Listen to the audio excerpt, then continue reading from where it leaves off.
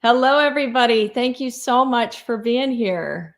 It's been a while. I've got my lovely co-host here, Miss Donna, Rev Donna Seraphina, and she's with me today to speak on the Summer Wells case. She's been pouring through her readings that she did like 2 years ago, and she's caught some details that maybe were sort of overlooked or not realized to be as significant as they actually are. So we're going to go over those today. And again, I say thank you so much, everybody who's here. It's great to see all these names. And Donna, thank you for being with me today. Oh, my pleasure. Thank you for having me, Lauren. It's always awesome to be with you. It seems like we do these like about once every 6 months or so. You know? I know. I think we need to do them a little more. Maybe on the New Year's resolutions, we should try to do like at least one a month minimum. I think everybody loves them. I get requests all the time. I know. Do live streams with you. So yeah, I really appreciate them because I feel like you always have valuable insight, but you're also really fun to hang out with. I don't know if anybody's ever told you that, but you are. Thank you. Yeah, a lot of people. I used to be party central in my younger years. I don't doubt it because I get a kick out of you. I really do. So I totally identified with those Idaho students. It's like work hard and play hard. Yes. I identified with them when it's like party. Yeah. Oh, for sure. I totally get it. I wish I would have done a little more partying. My life got serious a little too young, you could say, but it's okay. It's still been very good. Yeah. Mostly very good. Yeah. I can't complain. But anyway, I will go ahead and welcome some of these people I'm seeing. Seeking Justice. Hello. Gabriel Becker. Good afternoon, everyone, she says. Or Diane Hannah. She's been around since the Lori Vallow. Oh, wow. That far. That long. That's amazing. You know what? I want to start this off by reading something very important.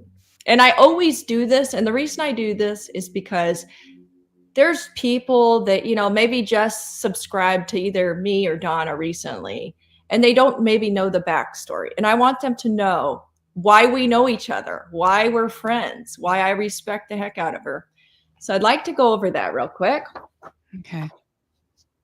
And yes, I do this every time, but it's for a good reason. Because I always get some person in the comments who's like, a psychic. Oh my God. And it's like, please cut it out. I'm by nature a skeptic. And I really respect what you do.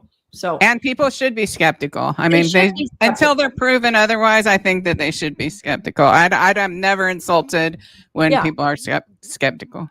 Yes, because I was a huge skeptic, and you know that. And I'll read this. Okay.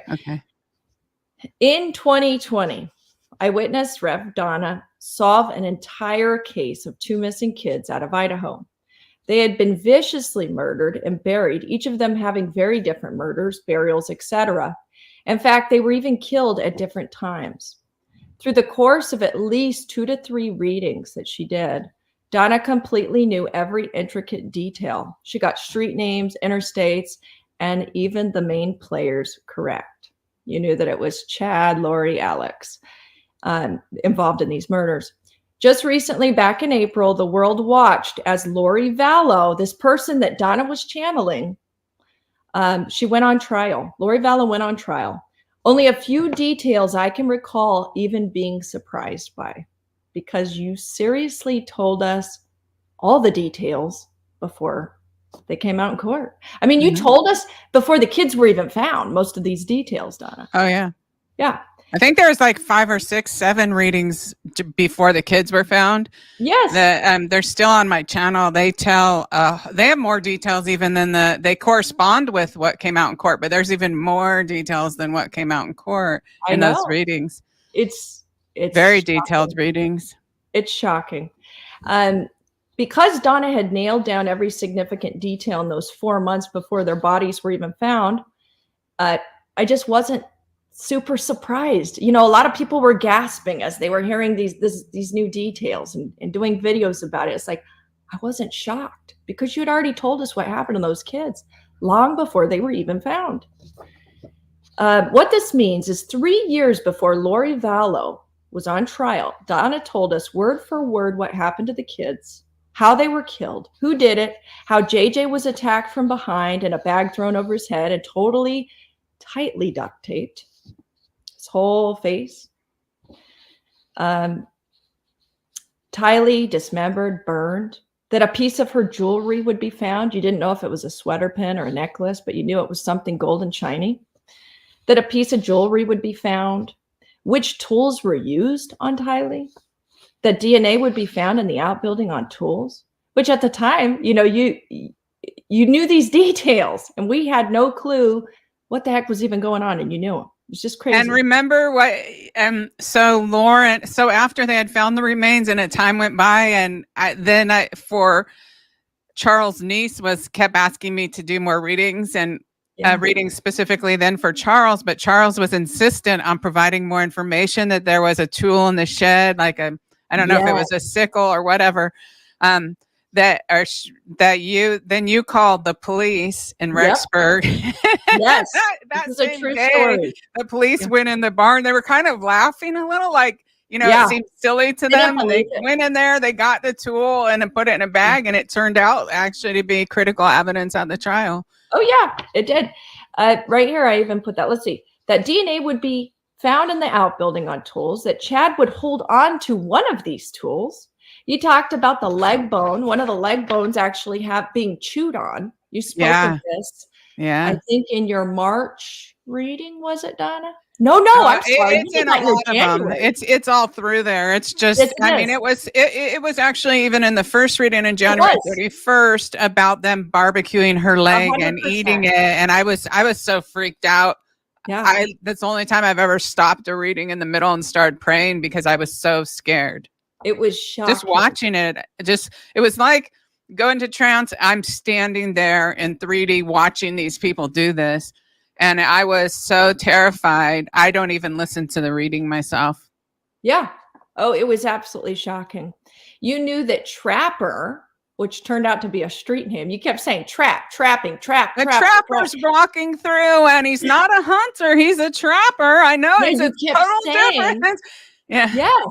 It turns out it's the next street from Chad's house, and down at the end in that big pond is where I believe they put where they chopped up some of Tylee's internal organs that they wanted to decompose quicker. They put them around there for the animals to get.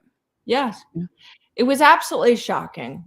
You knew that Trapper was very close to the burial site. You knew the depth at which JJ was buried and how Chad methodically used materials to keep it from caving in. You knew that. I'll never forget the day these kids were unearthed, and everything I heard as the news broke sounded eerily familiar, but I didn't know why it sounded so familiar, because I totally written off this psychic lady I saw on the internet. I thought, she's crazy. There's no way. Oh, I even thought I'd rather get a schizophrenia diagnosis and have them come out alive than be correct. I know. And if I am wrong, I'm going to call Stephen King and see if he could use my brain, because nobody would even imagine this. Nobody would make this up. This is too 100%. Much, Absolutely, yeah. I didn't know why these details were so familiar. And then it came back to me that this lady I'd watched on YouTube, who I thought was lying out of her you-know-where, had actually single-handedly solved an entire case. You really did. You knew all the details before even the law enforcement had them. I mean, at the time when you started doing the readings, I think I don't even know if we had seen a picture of the kids at the place they last visited. Why am I drawing a blank? Oh, Yellowstone? Oh, no, that was halfway into it. So that was about my 5th or 6th reading, called Yellowstone Before Murder. So the first one was January 30th. Yes. Of 2020. So 4 months before they were found. Yes. Mm-hmm. Now, and I want to say, I'm still overall mostly a skeptic. People need to know that. I'm still a skeptic. That never faded away. But I know one person for sure, and that's you, Donna, that I definitely know your skill is legitimate.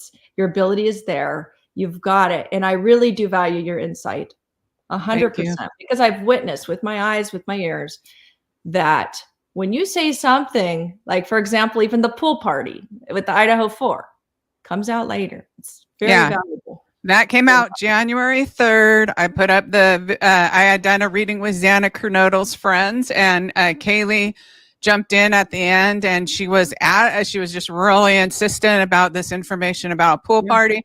So I put that up January 3rd, and again as its own segment, January 4th.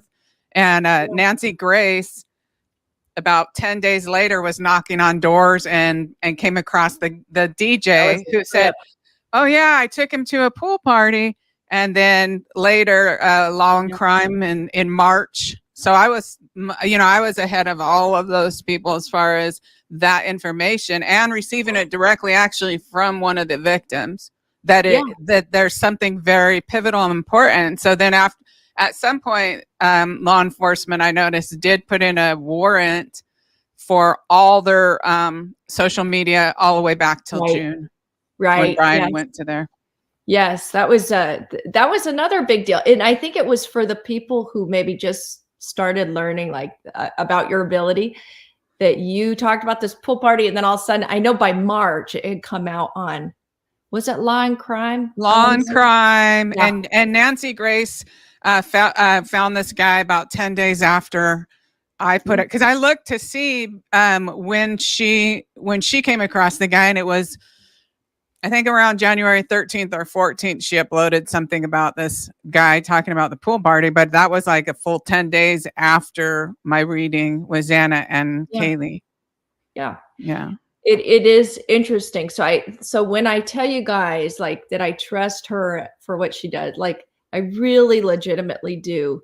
And the things that she sees that surround Summer, though they sound unconscionable, unbelievable, there could be a lot of weight here. It could be, this is very important, I think, what she has to say. Now, what I also want to say is, let's see, where did I write this? Over the last year, there have been certain YouTube creators who I will not name because I do not want to give them any airtime. They have tried to totally deplatform Donna, take away her credibility, be totally disgusting and awful. And there's no room for toxicity, especially with what she and I do. We don't have time for it. We have busy lives. So I want to say to the people who have talked negatively about Donna, the YouTube creators who have done this, and they know who they are, stop. And furthermore, the people who listen to the YouTube creators that do that, guys, you don't have to let that YouTube creator decide for you who you're going to listen to or who you're going to like. You got to make up your own mind. And we're not asking you to take a side, but please, you don't have to listen to what other people say, because a lot of times people are either jealous, they got a bone to pick, whatever it is. Nobody can take it away from you, Donna, that you totally solved Lori Vallow's case. And there's been lots of cases since that you've gotten such huge information and brought it to the forefront. And it was very important.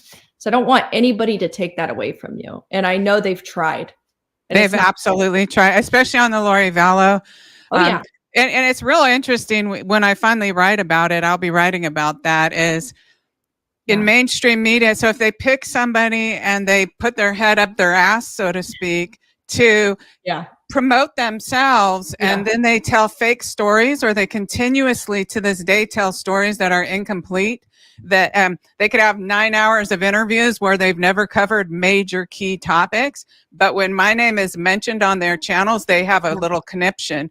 And what I'm asking anybody to watch this, when you're on their channel, please mention my name, even if you have to spell it. So like on East Idaho News, go try to type psychic. It won't even show up.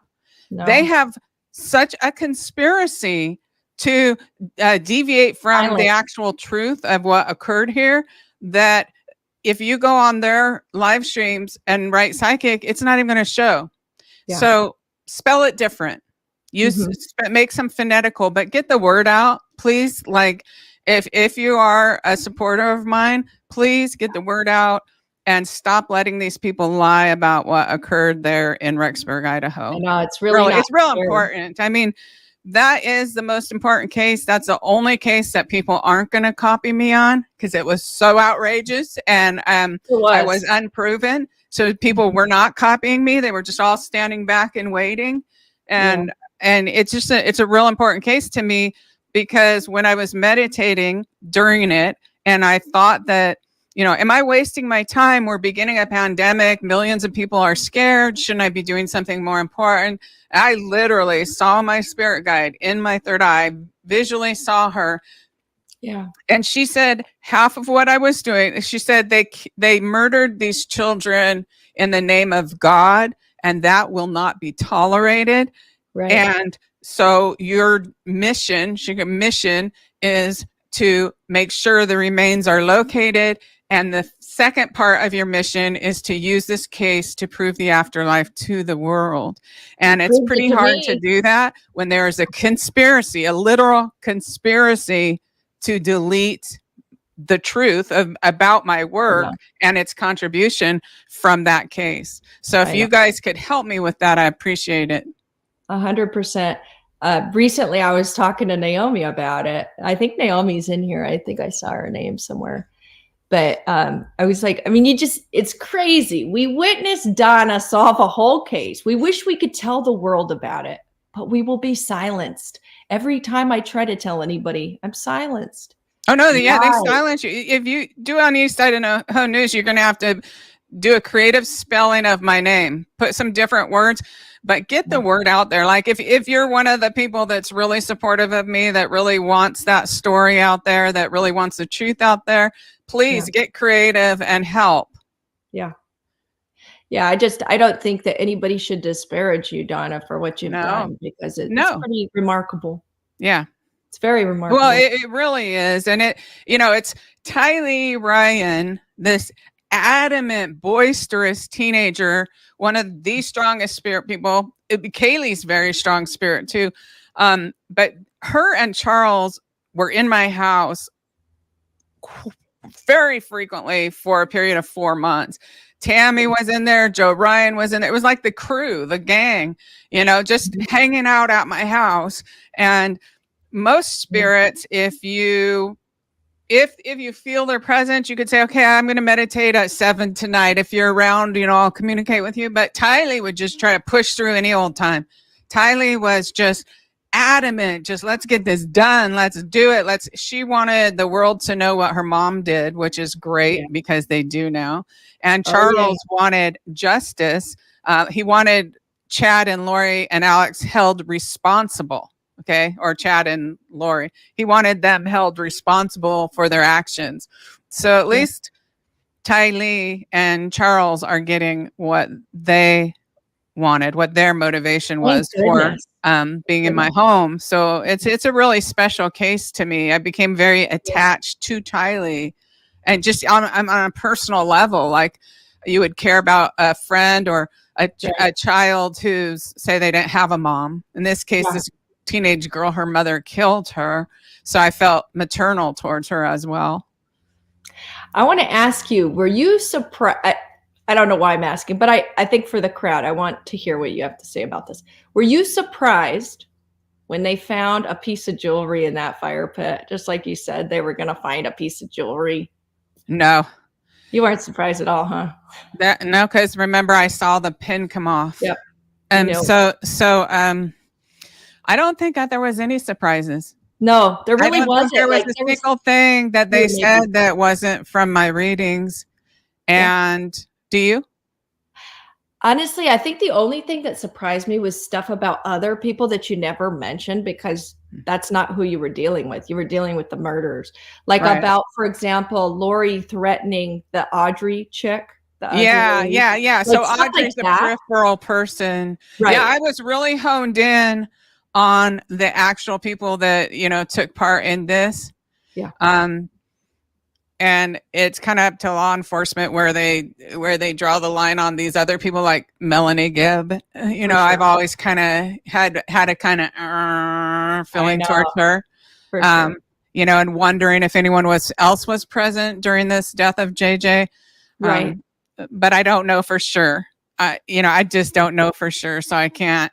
But I've always just kind of had that feeling when I see her. I'm always just like, yeah. Yeah. It's like when you don't like someone and you're like, what is it? I just can't deal with this person. Or was she there? Yeah. Yeah. Right. Exactly. I don't know though. I can't say for sure. So I do know Lori initiated that on JJ. Lori put the bag over his head, and I can't remember independently now, but I know at least one man ran across the room and helped her, and maybe two. And I saw what he did. They shoved it. He put his knee on his neck and pinched his face. And I just I hate. Like when I don't want to hate, but that emotion. But when I see Chad Daybell, I feel hatred. I hear you. Me too. I think everybody does, though. He's because so I'm like, I'm gonna punch him right in the face. Yeah, and he looks so innocent. He has, to me, he has this little boy look, and he's just exactly. Oh, so innocent.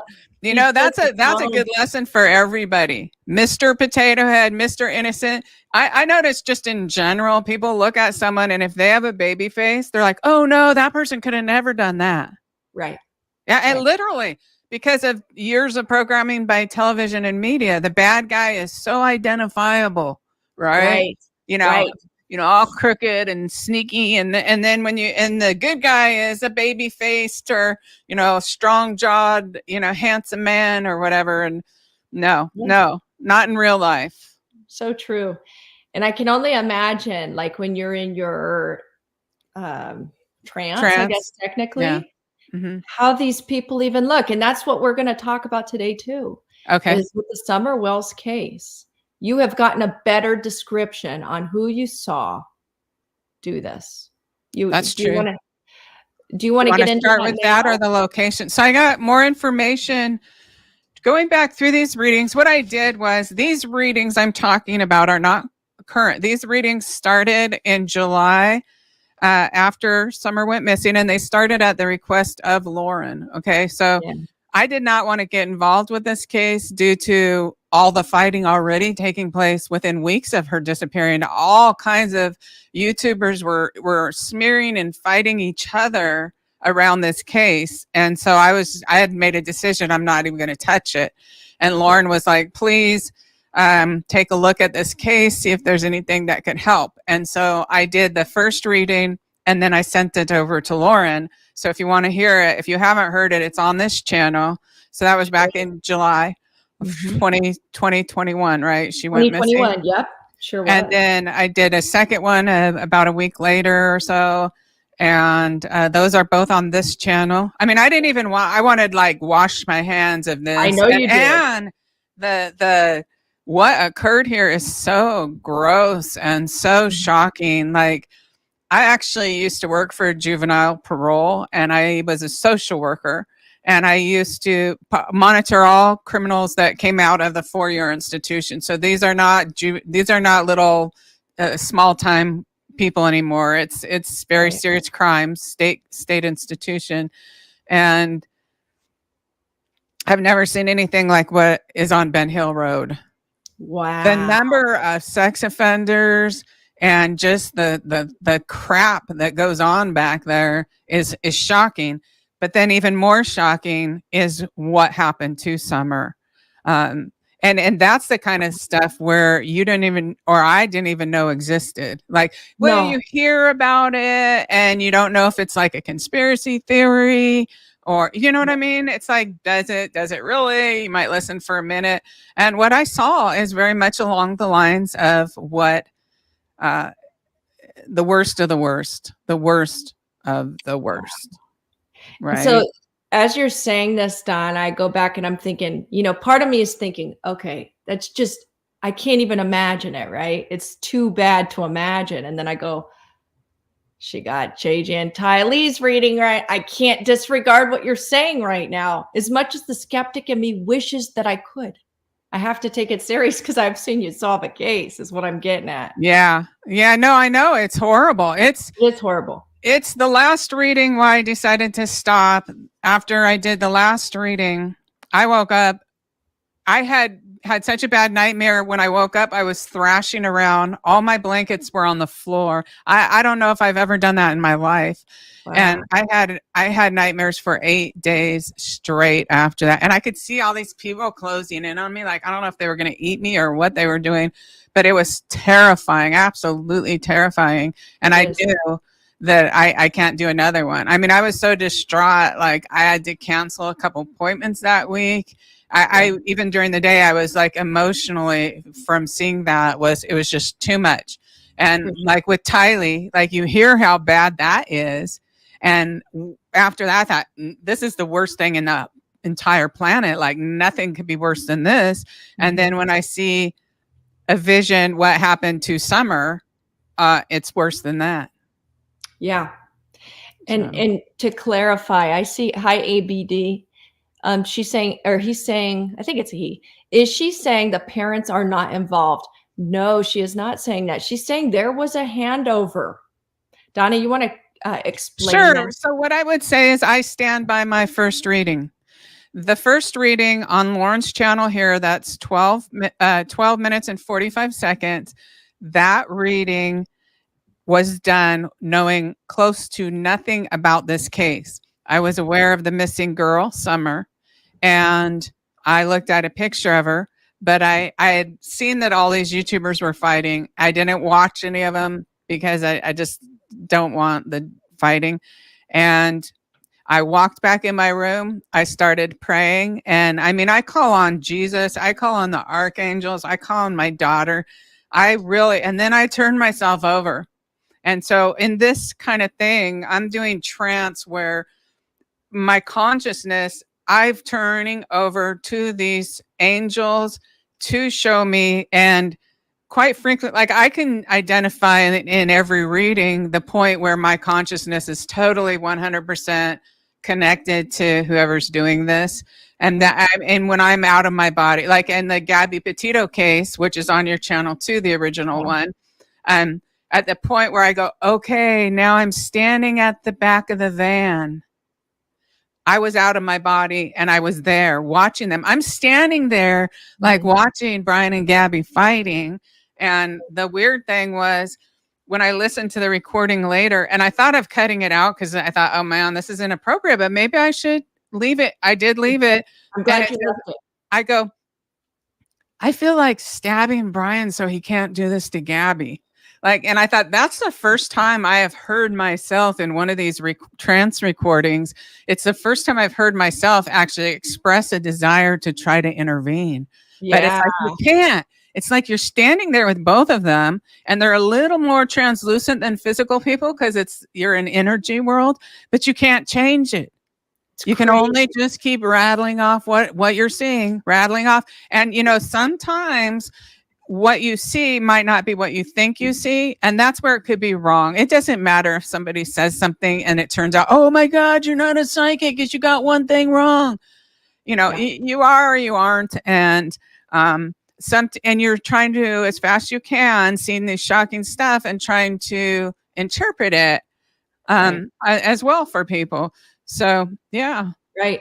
And that's one thing I want to say real quick on the Gabby Petito case. I remember when we first released that reading that you did, and people were going, oh, she laid out every possibility. Yeah. Every way of dying.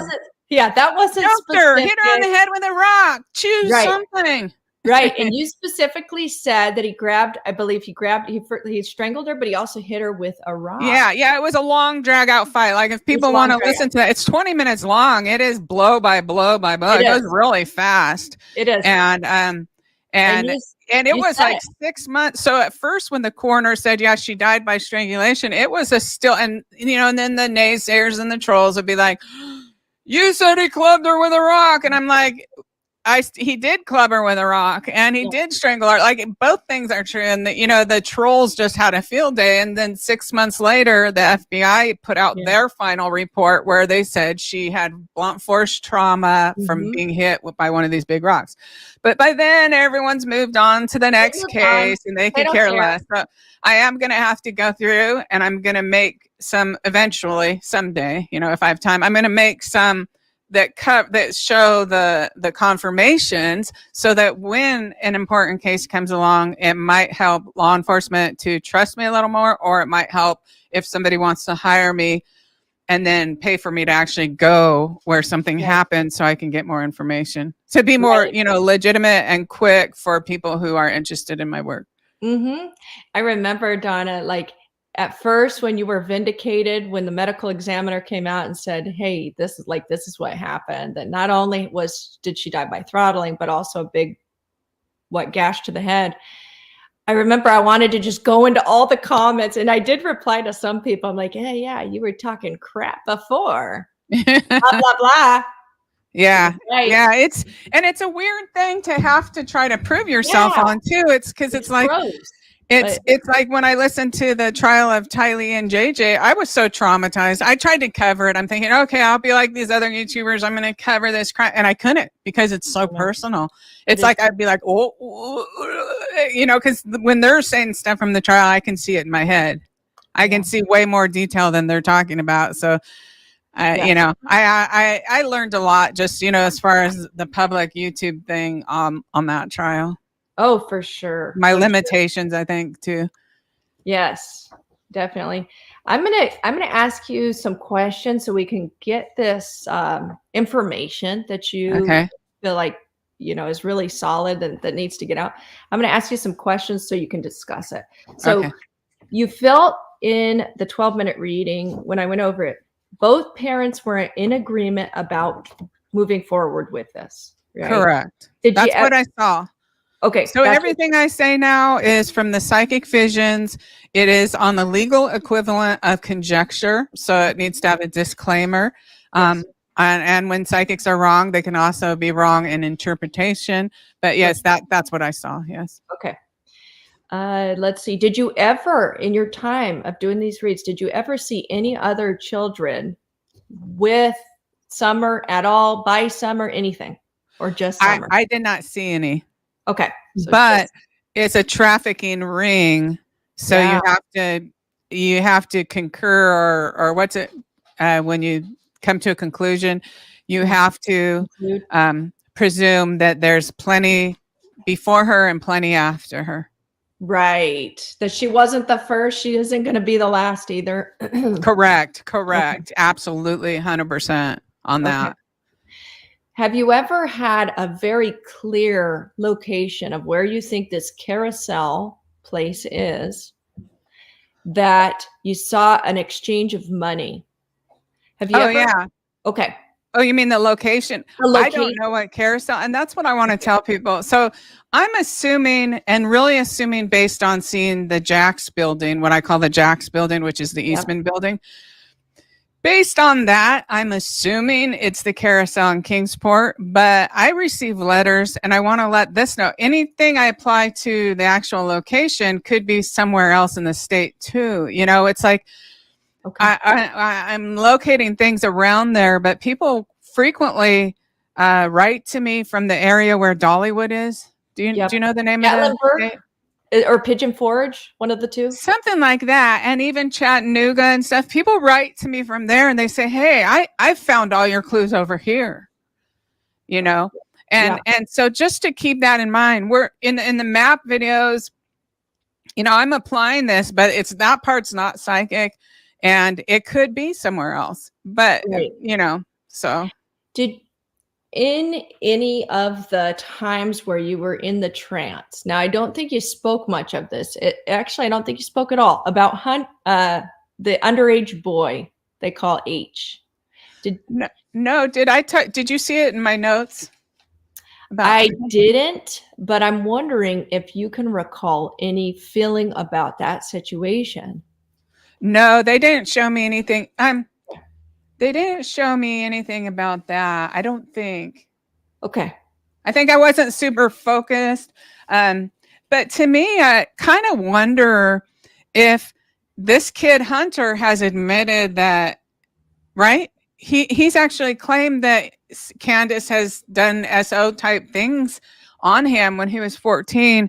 And I kind of wonder, why didn't law enforcement use that as an opportunity to arrest her, put her in jail for a while and see if she breaks open, why is nothing done? I mean, that was a perfect time to be able to isolate her and sober her up and see if she wants to talk. This morning, I was kind of catching up on some of the drama because, you know, after you've been out of it for a little while and you go back in, I don't go back in as often as I used to, but man, you get filled up on what's going on. And I was watching Crime Lines and Lies, if she's here, hello. There was an interview that Hunter's dad did recently, and it was on his own channel, and he had his son online with him. And he was asked, so Hunter's dad was asking him a series of questions. By the way, his name's Andrew. I don't know if you know that, but yeah. Andrew was asking Hunter, his son, a series of questions.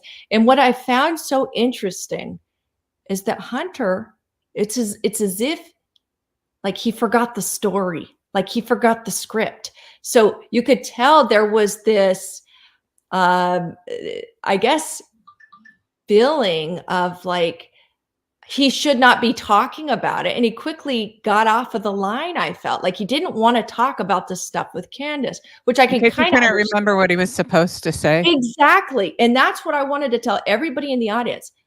It's a good time to ask Candace again, the official story, because I think she's forgotten the script. I really do. Yeah. That's the thing is, as you get distanced from your lies, it's harder to remember them. And that's why it's better just to tell the truth at the beginning and then don't embellish it. And then you don't ever have to try to remember what you were supposed to say or whatever.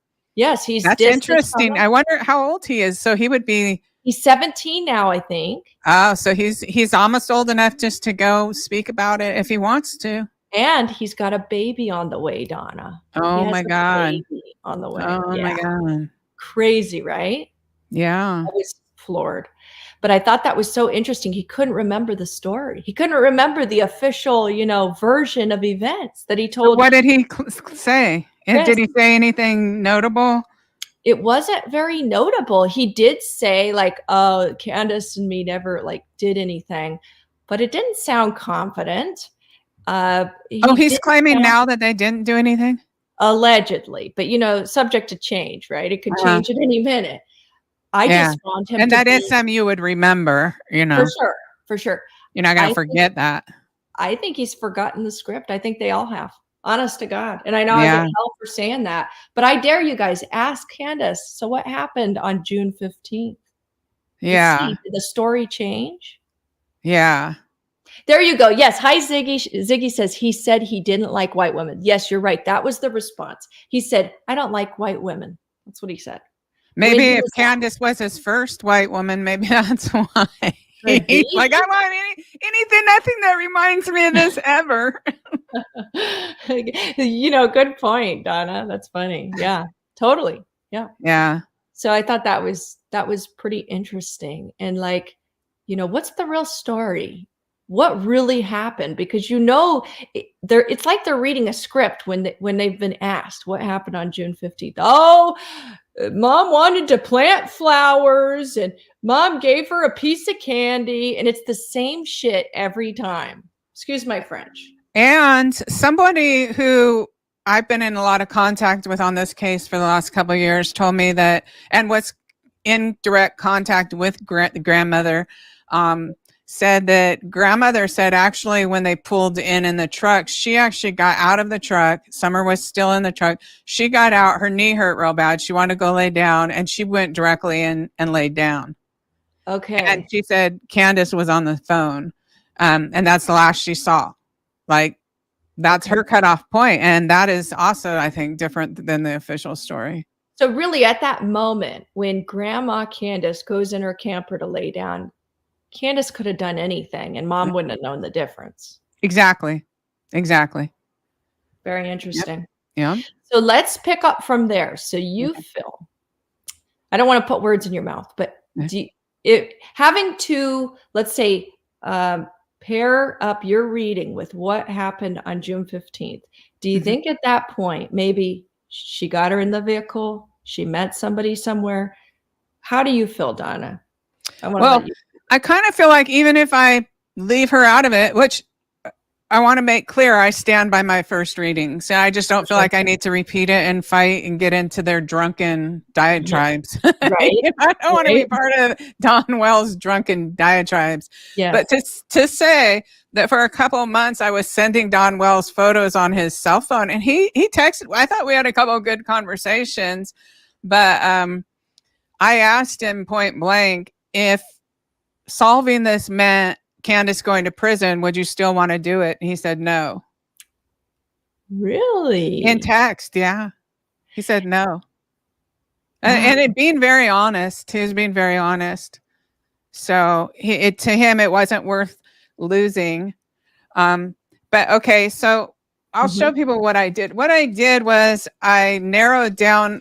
There's another reading that's on an external hard drive somewhere, and I didn't have time to find, but I went through these 4 readings to look for patterns, to look for what comes next to each other, and over and over and over, and where the transfer, what I'm picking up is the transfer may very well have likely taken place near a barn or a horse thing. And, you know, where Dawn was working that day was one of the places was named Ivy Trace Home, you know, building project or whatever. One of their features they advertise is a barn door that slides. Okay. So that's never left. But at the same time, I see over and over a barn and a horse, barn and a horse, barn and a horse, right? Yeah. So I see certain things consistently through here. Do you want me to talk about them? Or? Please. Hey, the floor is yours, Donna. Say whatever you want to say. Okay. First of all, if you're wondering about the location of her remains, one thing super clear through all of this, because after I even did these notes where I just put things that could be importantly related, then I extracted even more this just to like color code and look for clues that appear next to each other all the time. And what's next to each other all the time, and now I'm not saying this business is involved, but Tennessee Hills Brewery barrel, it's very likely, okay, this is what they did. When they had her body, they put it in a barrel, a whiskey barrel, not the little plastic or red barrels. It's a whiskey barrel. And they rolled it down the ravine. Okay. Wow. You have to go down the ravine sideways, which would tell you that you can't drive right up to it, and it's not right on a path. It is not where people normally walk. It is on the main down a very steep ravine. You cannot walk down it. It doesn't have a trail down it. They go sideways. Now remember that I have poured over the map of Tennessee. Like, is there any trails named Sideways Trail? Like anything that I see, because it's mostly visual images, can be a name. But so I see them going, rolling her body in the wooden barrel down the hill. And so if you were walking along at the bottom of a ravine where people don't walk, and you saw a broken old whiskey barrel made of wood, and you're like, oh my God, it even says Tennessee Hills on it. You're there. You're there. You're there. I mean, that, you know, they're not going to carry the scrap wood out, right? So there's probably a broken up pile of it within 10 or 15 feet of her remains. And then after they buried her, because I saw 2 men with a shovel, right? After they bury her, they just move like a tree stump, hollow log or something across right where they buried her. So normally, I think if you were walking along, you might climb over it, go around it, whatever. But it's not where people normally walk. And I say that in these readings. Another thing is in this case, I think probably because these people are so dangerous, they did never let me see the trafficker's face, not even ethnicity, you know, which you assume is probably Caucasian, but just because that's who they all know. But even if you sent me a photo, I could not identify, right? I could not. But one thing I did notice was one of the traffickers at this place where I think it's a barn, you know, but I always keep in the mind Don Wells' work or whatever. But I think it's a barn, and it's a horse and barn are always coming in there. right next to traffickers over and over. It's traffickers, horse and barn, traffickers, horse and barn. One of the guys has a hunchback. Okay. One of the guys at the trafficking thing has a hunchback. That's all they would let me see about him, right? Wow. He has a hunchback. But what I think is law enforcement. So for us, we're just like, oh, well, that's not good enough. But you know what? Right. If he's on the suspect list for law enforcement and they know who I'm talking about just by that, because I wouldn't recognize his face. Another thing real quick, I want to say, in case law enforcement hears this in any way, the person who did this, which this was a snuff film, okay? Not only was it a snuff film where I saw 3 men running it, there were people that came to watch. Okay. And who knows what they did after, right? But what I can say about the man who actually did that is he was thin. Okay. Thin and tall? I don't know. Okay. I don't know. I mean, they blurred it. They blurred it. Like, he was thin and he was afraid that they were onto him, which to me is a huge clue. If someone's concerned that the law enforcement is closing in on him, he was probably on the suspect list.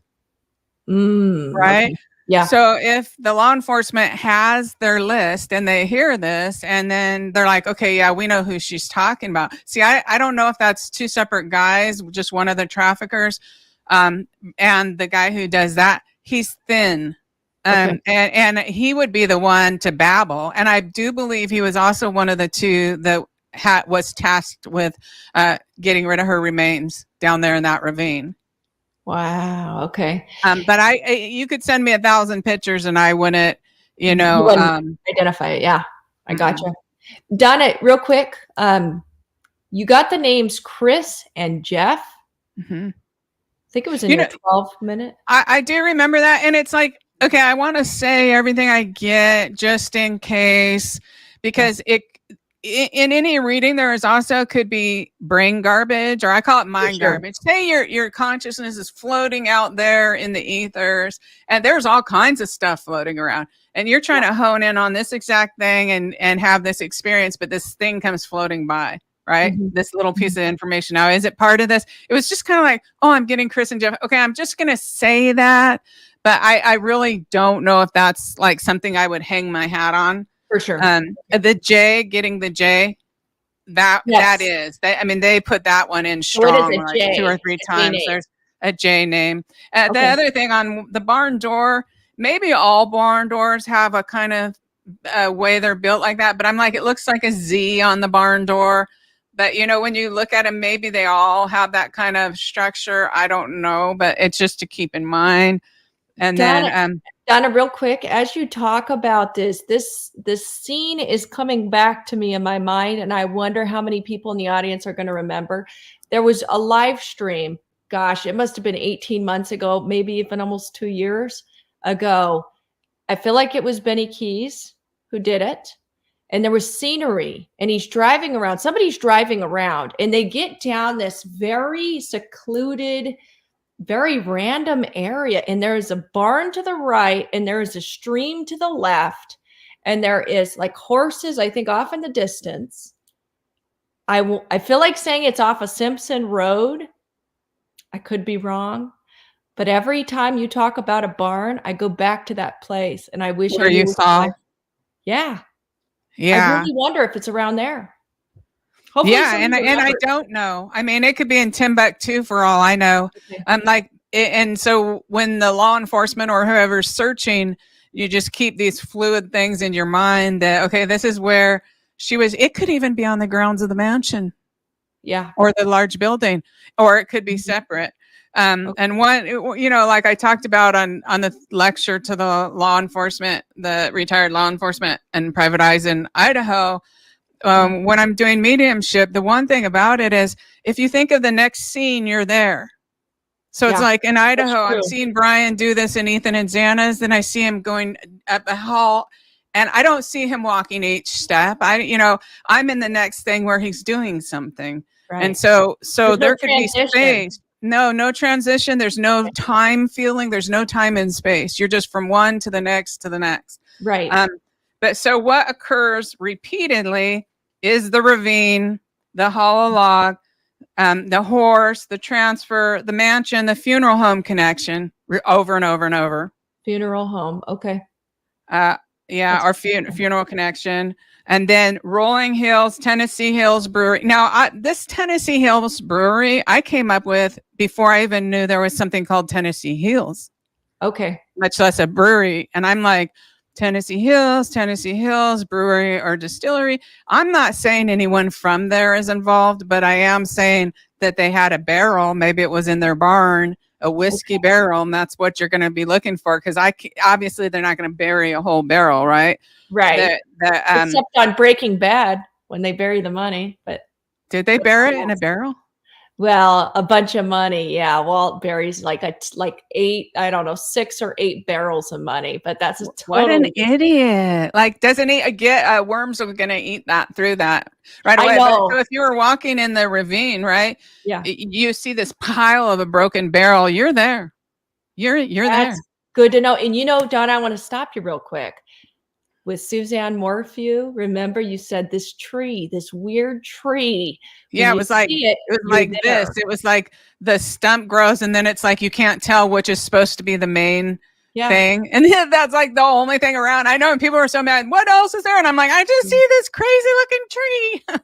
and when she was found, all you see is that tree and random bushes everywhere. Yeah, that's all that's out there. Yeah, that's interesting. I mean, every case is like a lesson. Yes, it's like, and it's a lesson of don't try to get what isn't there, and a lesson of cut the line at trying to please people. Yeah. Right. Because then you might try to add more mind garbage rather than what you're receiving and leaving it at what you're receiving. Mm-hmm. So this appears over and over. And the only reason that we're even putting these map spots around the Eastman, that Holston River, is because of what I saw look like in my vision was giant jacks. It was very popular in the 40s, 50s, 60s, 70s. You throw this little super ball down and you pick up as many jacks as you can. Yeah. And that's what it looked like. And that's another good lesson. So somebody found it, and in front of the Eastman building, there's a giant hand statue, and he's holding molecules, right? Mm-hmm. And that's the only reason we've pegged everything around that location. Right. So if Dollywood happens to have a big, actual jacks, maybe there, And the other thing is, like in the Idaho case, every time they showed me something related to water, I just attributed it to the same thing. Mm-hmm. So I'm saying I'm seeing a lake, right? Well, the ranch next to it fills acres and acres and acres, so much water that the neighbor of Chad sent me a picture of them kayaking on that lake. So it's on my website, Lori Vallow Daybell. So, and then at one point I'm like, I'm seeing a turquoise boat, right? Yeah. Well, across the street, there's a little lake at the neighbor's house. I think it's the Price's house across the street from Chad Daybell's. And there's a little turquoise pedal boat. Right. Okay. So there you go. And then when they're disposing of some little pieces of tiling, I'm seeing one of these small boats, aluminum boats. Mm-hmm. At the end of Trapper Lane, there's a little tiny lake or super giant pond. Like, I don't know where the language changes. With the metal boat, just like I described, overturned right there, stored there outside of a trailer. And behind his brother's house, a quarter mile away, there's a river where it really fits a description of what I saw when them dumping the trolls. Yeah. So, but in the visions, I had no way of knowing this is like 5 different bodies of water. For sure. I'm just like, yeah. And JJ, every time I go there, there's like a tree that brushes by me, and there's one tree, like in 2 of the reasons I go, there's one tree that juts out over the lake. So now I'm talking about, there's an overflow pond, 120 feet by 40 feet. And I'm talking about that, right? Right. Or when they fill up the thing. So keep in mind when you listen to this, I don't know how close the barn and the horse thing is. I just see the transfer happening there. Okay. I see the little girl bound, gagged. she had been drugged, and I see her thrown in the trunk, and I see the guy calling her a package, and I see that one of the guys has a hunchback. Those are things I actually see. This is a trip, Donna, because I'm telling you, that location that I was talking about like a few minutes ago, it's not too far away from the house. And that would make sense if she could have run off, done the transfer, run back home, you know, and then feigned, I can't find Summer. And then her mom's asleep the whole time, doesn't know the difference. And you know, one thing was weird too. And one of the things I go, oh, she's taking a left when she leaves. I thought she would be taking a right. And remember on the Suzanne Morphew, same thing. Yes. I said, Barry's taking a left when he leaves the house. He's supposed to be going right if he's going to the job site, but he's taking a left. And that did get confirmed later. I listened to that. Same thing in here. Yeah. Just one time.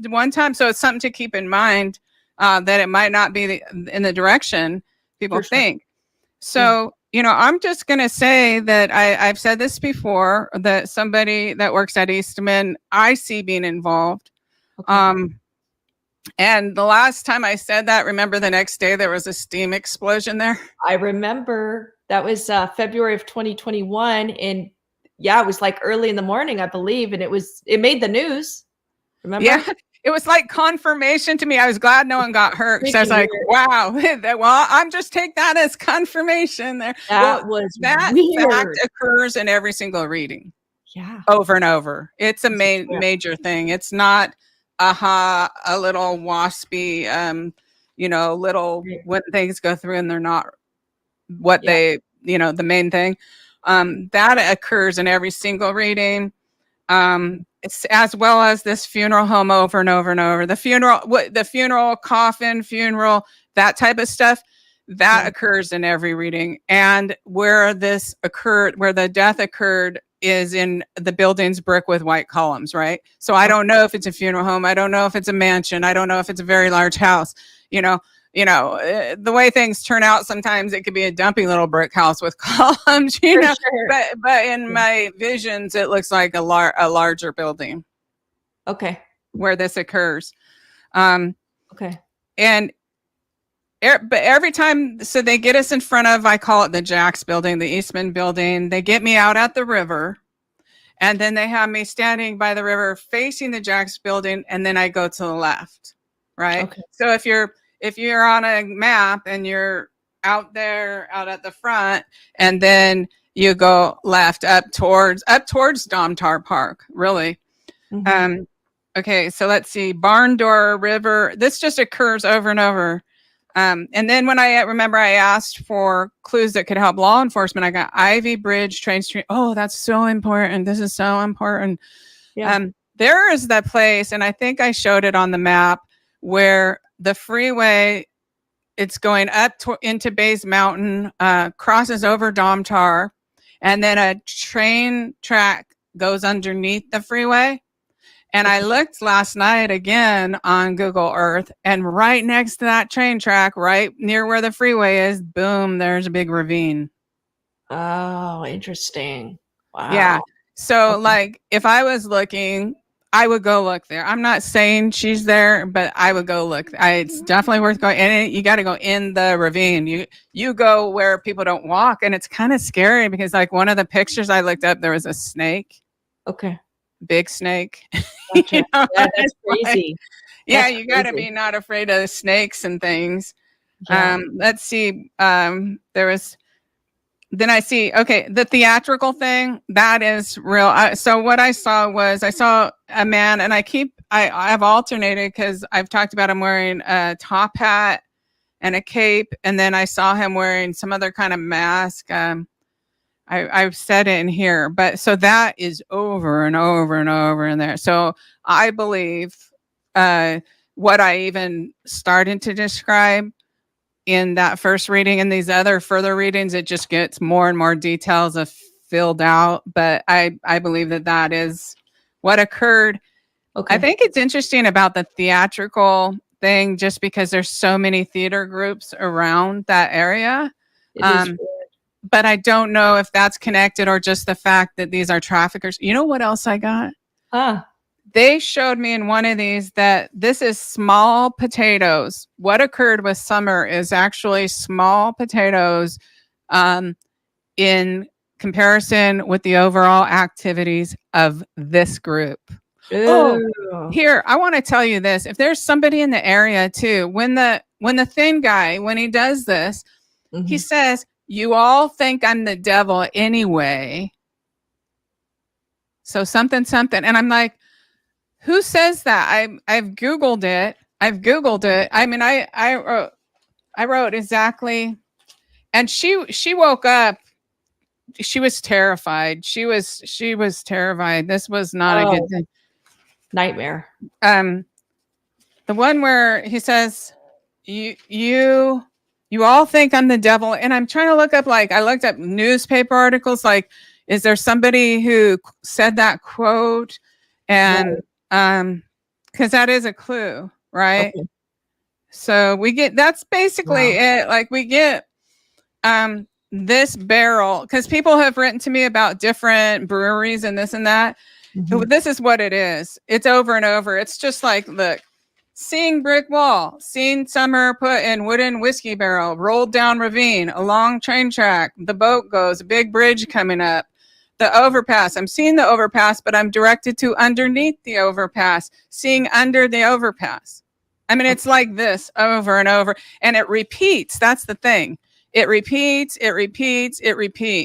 over and over and over through here. So I am 100% convinced that what I'm trying to get across in these readings is that she was put in a wooden whiskey barrel, that it was rolled down the ravine, that it's next to or near a train track, and there's a large bridge or overpass nearby.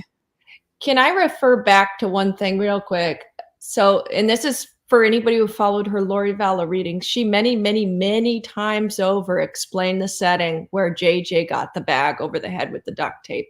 And every single time she said the same thing.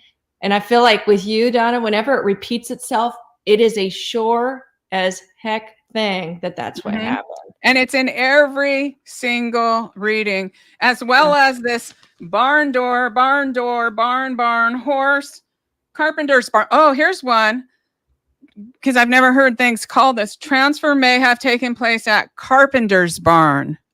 Okay. So maybe that means something to somebody or to law enforcement. Carpenter's Barn. And this guy, concerned that they were onto him, so I have a feeling he must have been on their list. And then one of these traffickers who has, I don't know if it's two different guys, has a hunchback. And it's over and over with the horse. The things that are over and over are.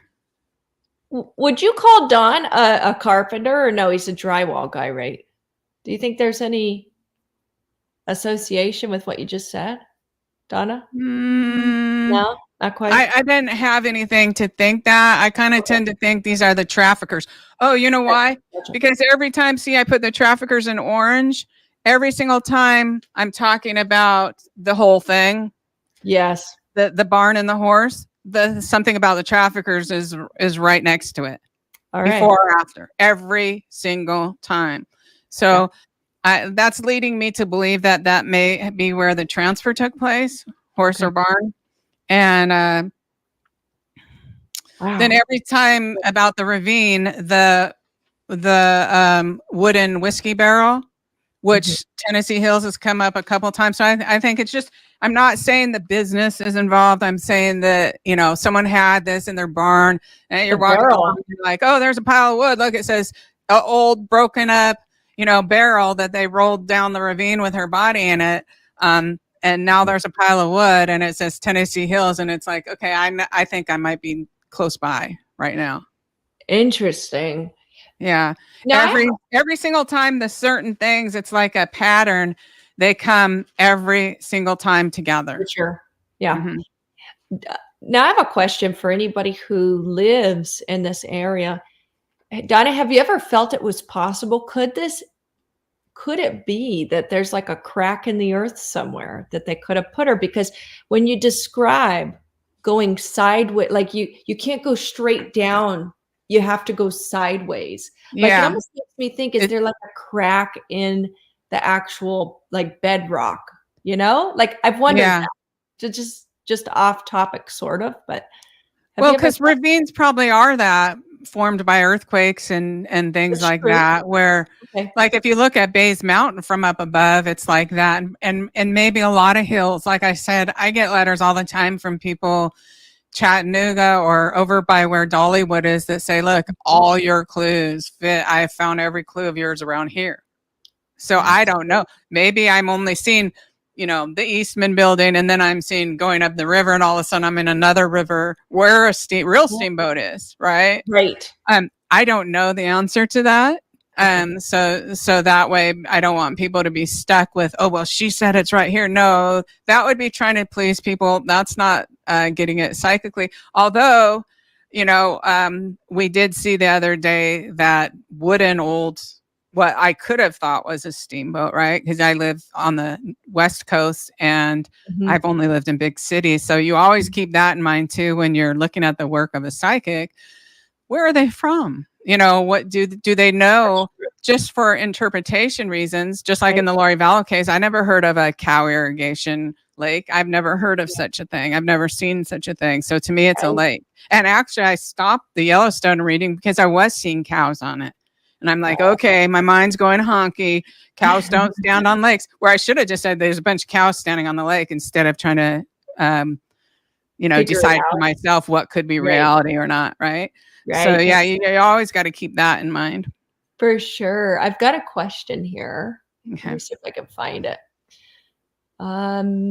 Sweetie Pielo, can you please ask Donna if she sees Tim Mullen in the videography of the film? Have you ever felt like you saw Tim Mullen? Any? I don't know. I kind of hesitate to like name names, although in all through here there's two names that I'm naming repeatedly. I know. In connection with different things. Repeatedly. That tripped me out. Over and over and over. Oh, for sure, Donna. And you even got chills about that one name. Yeah. Which in my experience, your chills usually speak volumes. I know. So, but I don't want to make accusations and like get into the middle of the whole, I know, you know, kind of phenomena of the YouTube fighters or whatever. Right. No, we don't want to get into that mix. Heck no. But yeah, I was shocked to see the names that repeatedly were in your notes. Yeah, over and over and over, just like barn, barrel, ravine, the theatrical costume, the event, the death, then after comes the barrel, the whiskey barrel, and then the ravine. And one of the times I'm saying her body's in the whiskey barrel, and then they roll it down the ravine. I see that's the one where I'm talking about the two men are now burying her. I think the one who actually did this was also tasked with dealing with the remains. And I think like if law enforcement was looking and they know who that is, they probably already have him on their list because it shows me he was afraid that they were closing in. So at one point he thought they were on to him. And if they go back and pressure him, he knows where the remains are. He's the one who could lead them. Wow. When you and I talked on the phone yesterday, kind of going over stuff, you had said you felt like they could end their life. Do you want to speak on that any? Oh, I was saying that guy, if the overall group thought that guy was going to be caught, we would probably find him hanging from a rafter or something. And this is a trafficking ring that is very extensive. Mm-hmm. So the plan at the beginning when they purchased the child was to have her in this trafficking ring. Then she became very high profile, so it was too much of a risk. So they decided to do the snuff film. Yes. And I wish we could get a solid definition of what standard dozier could mean. Have you ever had somebody figure that out yet, Donna?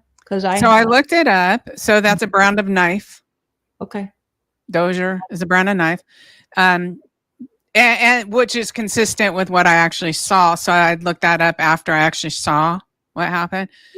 Then there was the Dozier School of Boys, where all these boys were beaten, tortured, and buried right on the property, and nobody ever knew. So there's that. Right. And then the other one is like this urban slang of overdosing someone on purpose and turning them into your slave, which, well, their original idea was to traffic her, but they killed her, from what I saw. You know, unless it was all an act and she gets up and it's all an act, but you know, I don't think so. Unfortunately, I mean, we would hope that, but I don't think so. For sure. And I know it probably trips some people out for us to talk about this in such a sure way. But from my experience, like when you say something happened, it happened. That's what's so bizarre about all this, you know? Yeah, and the sure things are that every time the barn, the whiskey barrel, or the barn and the traffickers come up together, the theatrical costume like that they're wearing and filming this horrible, what they did to her. They're filming it and hurting her on purpose, hurting her. See, I mean, really, really bad. And that all comes up over and over and over. There's no if, way, shape. There's no soft edge to that. I see it like 10 times in 4 readings, like the whole thing. The guy wearing the costume. Nightmares. And the ones putting this on, the 3 of them were, but they're part of an overall ring of people. And so, but they're putting this on, and then I saw these well-dressed people come to watch. Yeah. So, but the 3 that putting them on, the guy that did this, the only thing they would let me see about him, the defining characteristic, is that he's thin build. Like literally, they did not let me see. And remember, in the first time, it's like, say if you're in your spirit form and you're like floating, right? And you're like, oh, I see a man over in the corner, kind of in the shadows. I'm going to go get a closer look. And so I'm floating over to get a closer look, and boom. That's when the spirit people drop that picture of Darren Stevens from Bewitched, the black and white Darren Stevens, in front of my face. So that is a clue. However, like a lot of people have sent me pictures. Is this Darren? Is this Darren? I don't know, because the spirit people would not let me see him. They would not let me see him. They would not let me see the actual guy who did it. Of the traffickers, I think there was a couple there. But the guy, he was standing in front of the barn door and he has a hunchback. That's a big clue. Maybe the police already have some suspects. That's a big clue about him. But they wouldn't let me see his face. Okay. So you don't have an idea then of his age. You just know he's a hunchback, which typically that's older, right? Elderly, osteoporosis type.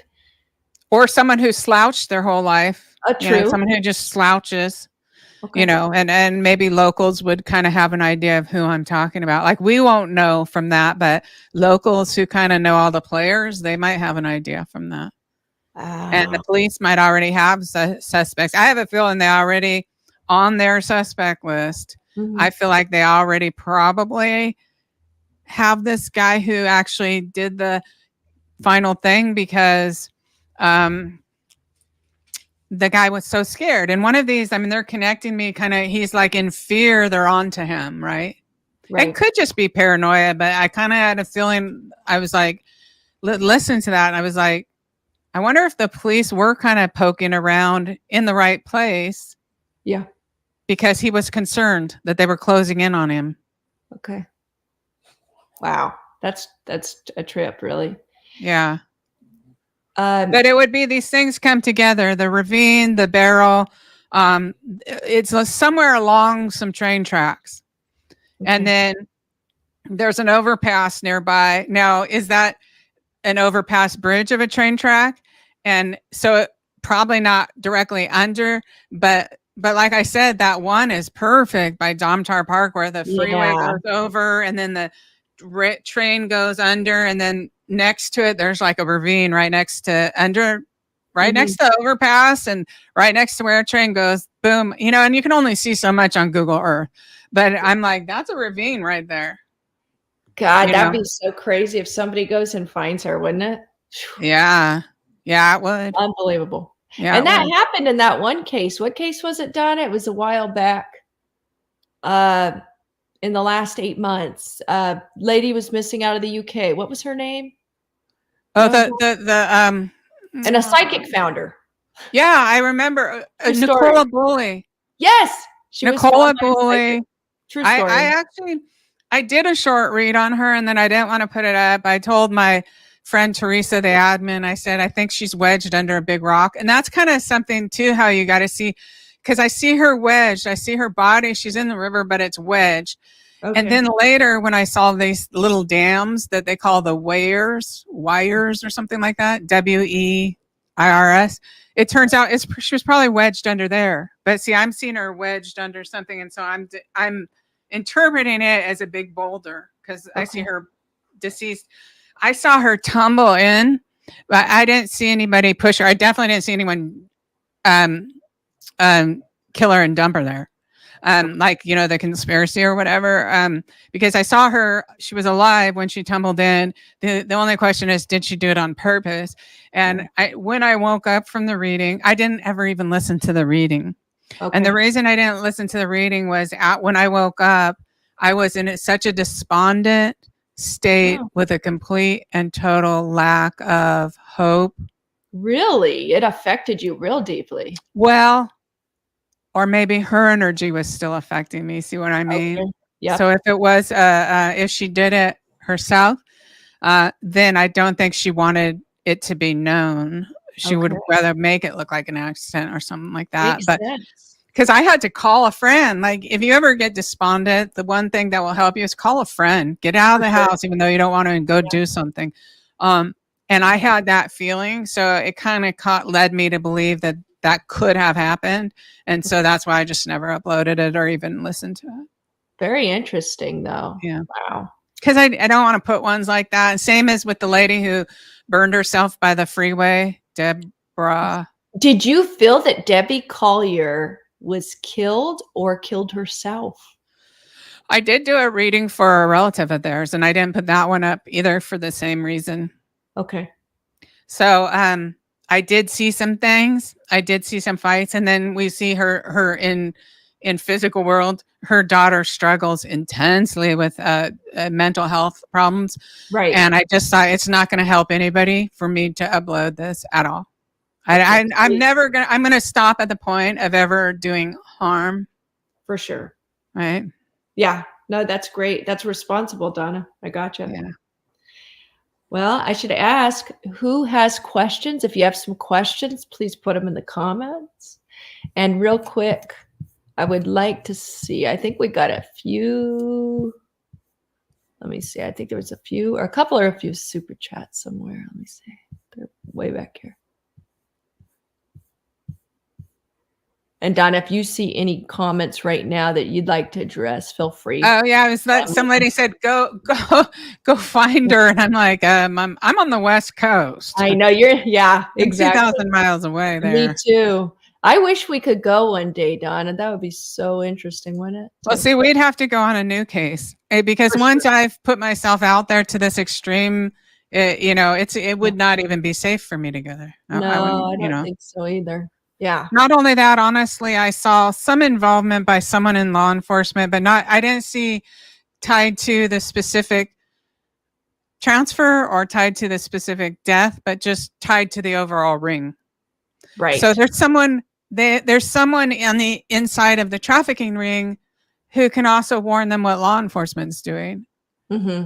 So, I'm going to fly in. Let me announce to 100,000 people that I'm flying into the middle of a hornet's nest. Oh, totally. And what I need to do is, and what I'm working on is a nonprofit right now where I can raise money so that at the beginning, and it's not set up, so I'm not asking for money right now, but it's so that I can fly into a place or drive into a place, you see everything I can get, and then leave, because there is more information. There's more energy that holds information in an area where something happened. And when you have eyes on that area, you probably pick. So then if I drove around, I could walk up to the edge of that ravine and I feel nothing. Or it's like my whole body could turn into chills, and then I could be, okay, let's try to climb down here. you know, let's see, let's keep going. Cause I'm getting pushed and it's spiritually feeling like going there. You know, that's a big, huge, you know, I would love to go to Idaho and look for Brian Koberger's knife. Oh, I know. I'm like, every time I do a reading, I'm obsessed about going there. Like as soon as I hung up from Dior Coon's little boy that went missing camping. Yeah. I had the urge to just pack my car and I'm going to go up there and find where that bear has his nest or bear has his hole or whatever. And I'm going to go find him, you know, and then after a while reality sets in and I'm like, that was a really mean bear. You know, what would I do? And could I even climb up the side of that? And then what would I do if the bear came out? You know what I mean? Totally. So, but I always have that urge when I do readings. I bet. I can imagine. Real quick, I want to say, Pandies, thank you so much for the $2.99 super sticker. It's so appreciated. Thank you. And some people keep mentioning, I've seen it several times about that. Remember when Frank Light being interviewed? I feel like no, he wasn't. It was the family or a cop. So the reporter they keep bringing this up. The reporter was talking to maybe law enforcement or maybe the family, and Frank Light's horse had gotten loose from the stable and it came running up the street in the background, literally up a residential street in the background of all this. And here comes Frank Light's horse running through the camera. And I just thought, wow, that's pretty interesting. That was wild. Something to take note of for sure. So people keep mentioning that. Yeah, that was early on, Donna. I feel like that was like in the first week or 2 weeks with, you know, when the press conferences were going on. Yeah, it was right at the beginning. It was. It really was right at the beginning. I know. Thank you, Hollis, so much. Lots of love to you. Appreciate your $5 super sticker. Very kind. So shout out to, so this guy with his channel, Ryan Finds Truth, he's been running around and all over the area and everywhere. And he even went on Ben Hill Road, which I'd be afraid to go on Ben Hill Road. But then he turns around real fast when he realizes it was a dead end or whatever. But he's been actually walking around looking for these locations. And because he's doing that, that is the reason why I pulled these readings out to see, is there anything more in them that could potentially be helpful to somebody truly trying? So his channel is named Ryan Finds Truth. And I'm just saying, please go look at that. Just to knock it off the list, go to that ravine if you feel like it. I'm not trying to tell someone what to do, but next to the train track, and be ready with your hiking boots and you know, they have snake guard things you can put on the front of your leg. Oh yeah, they're called gaiters, I think, right? Are they? Yeah, a friend of mine used to have them where he lived in Northern California because there was rattlesnakes and stuff where he used to go down the hills. But yeah, it's a place like that. It's a place where people don't normally walk. You're probably not going to see it from the trail, right? Exactly. But you are going to see it from a railroad track. Okay, it's a ravine near some railroad tracks and near an underpass. Yeah.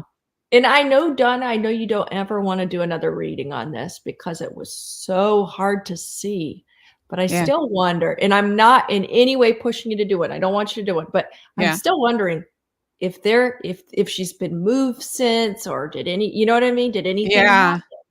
You know? So never say never. Never say never. Yeah. But the what occurred to me psychologically was kind of scary. For sure. Very scary. So I think all that has to be factored in when I decide. And even like the last reading I ever did about Tylee Ryan's The Crime, I knew that was going to be my last when it was, because I actually had chest pains after. I had chest pains and I went out in the backyard, and then I was worried about Larry Woodcock for some reason. He was in my mind, the, grandfather or whatever. Yeah. And, I was like, oh my God, I hope Larry doesn't have a heart attack. And then I was still having chest pains, half an hour later. And I thought, oh my God, I hope I don't have a heart attack. Scary. And then for about 3 weeks, I noticed the trauma wasn't as bad because Tylee was in the house all the time. So it was like, I got to know Tylee from being a spirit. So it was more abstract what she happened, where to just physical people, what I do is more abstract. But to me, I knew her. So, but even then I noticed for several weeks after the last one, I kind of, well, maybe at least for several days, I know I withdrew from my friends. Like for about 3 days or so, I wouldn't even answer a text. I was just tripped out. I bet. You know, and with the Summer Wells thing, that went on for, like I said, 8 days of nightmares and a full week of not even being able to hold an appointment. I can't even imagine.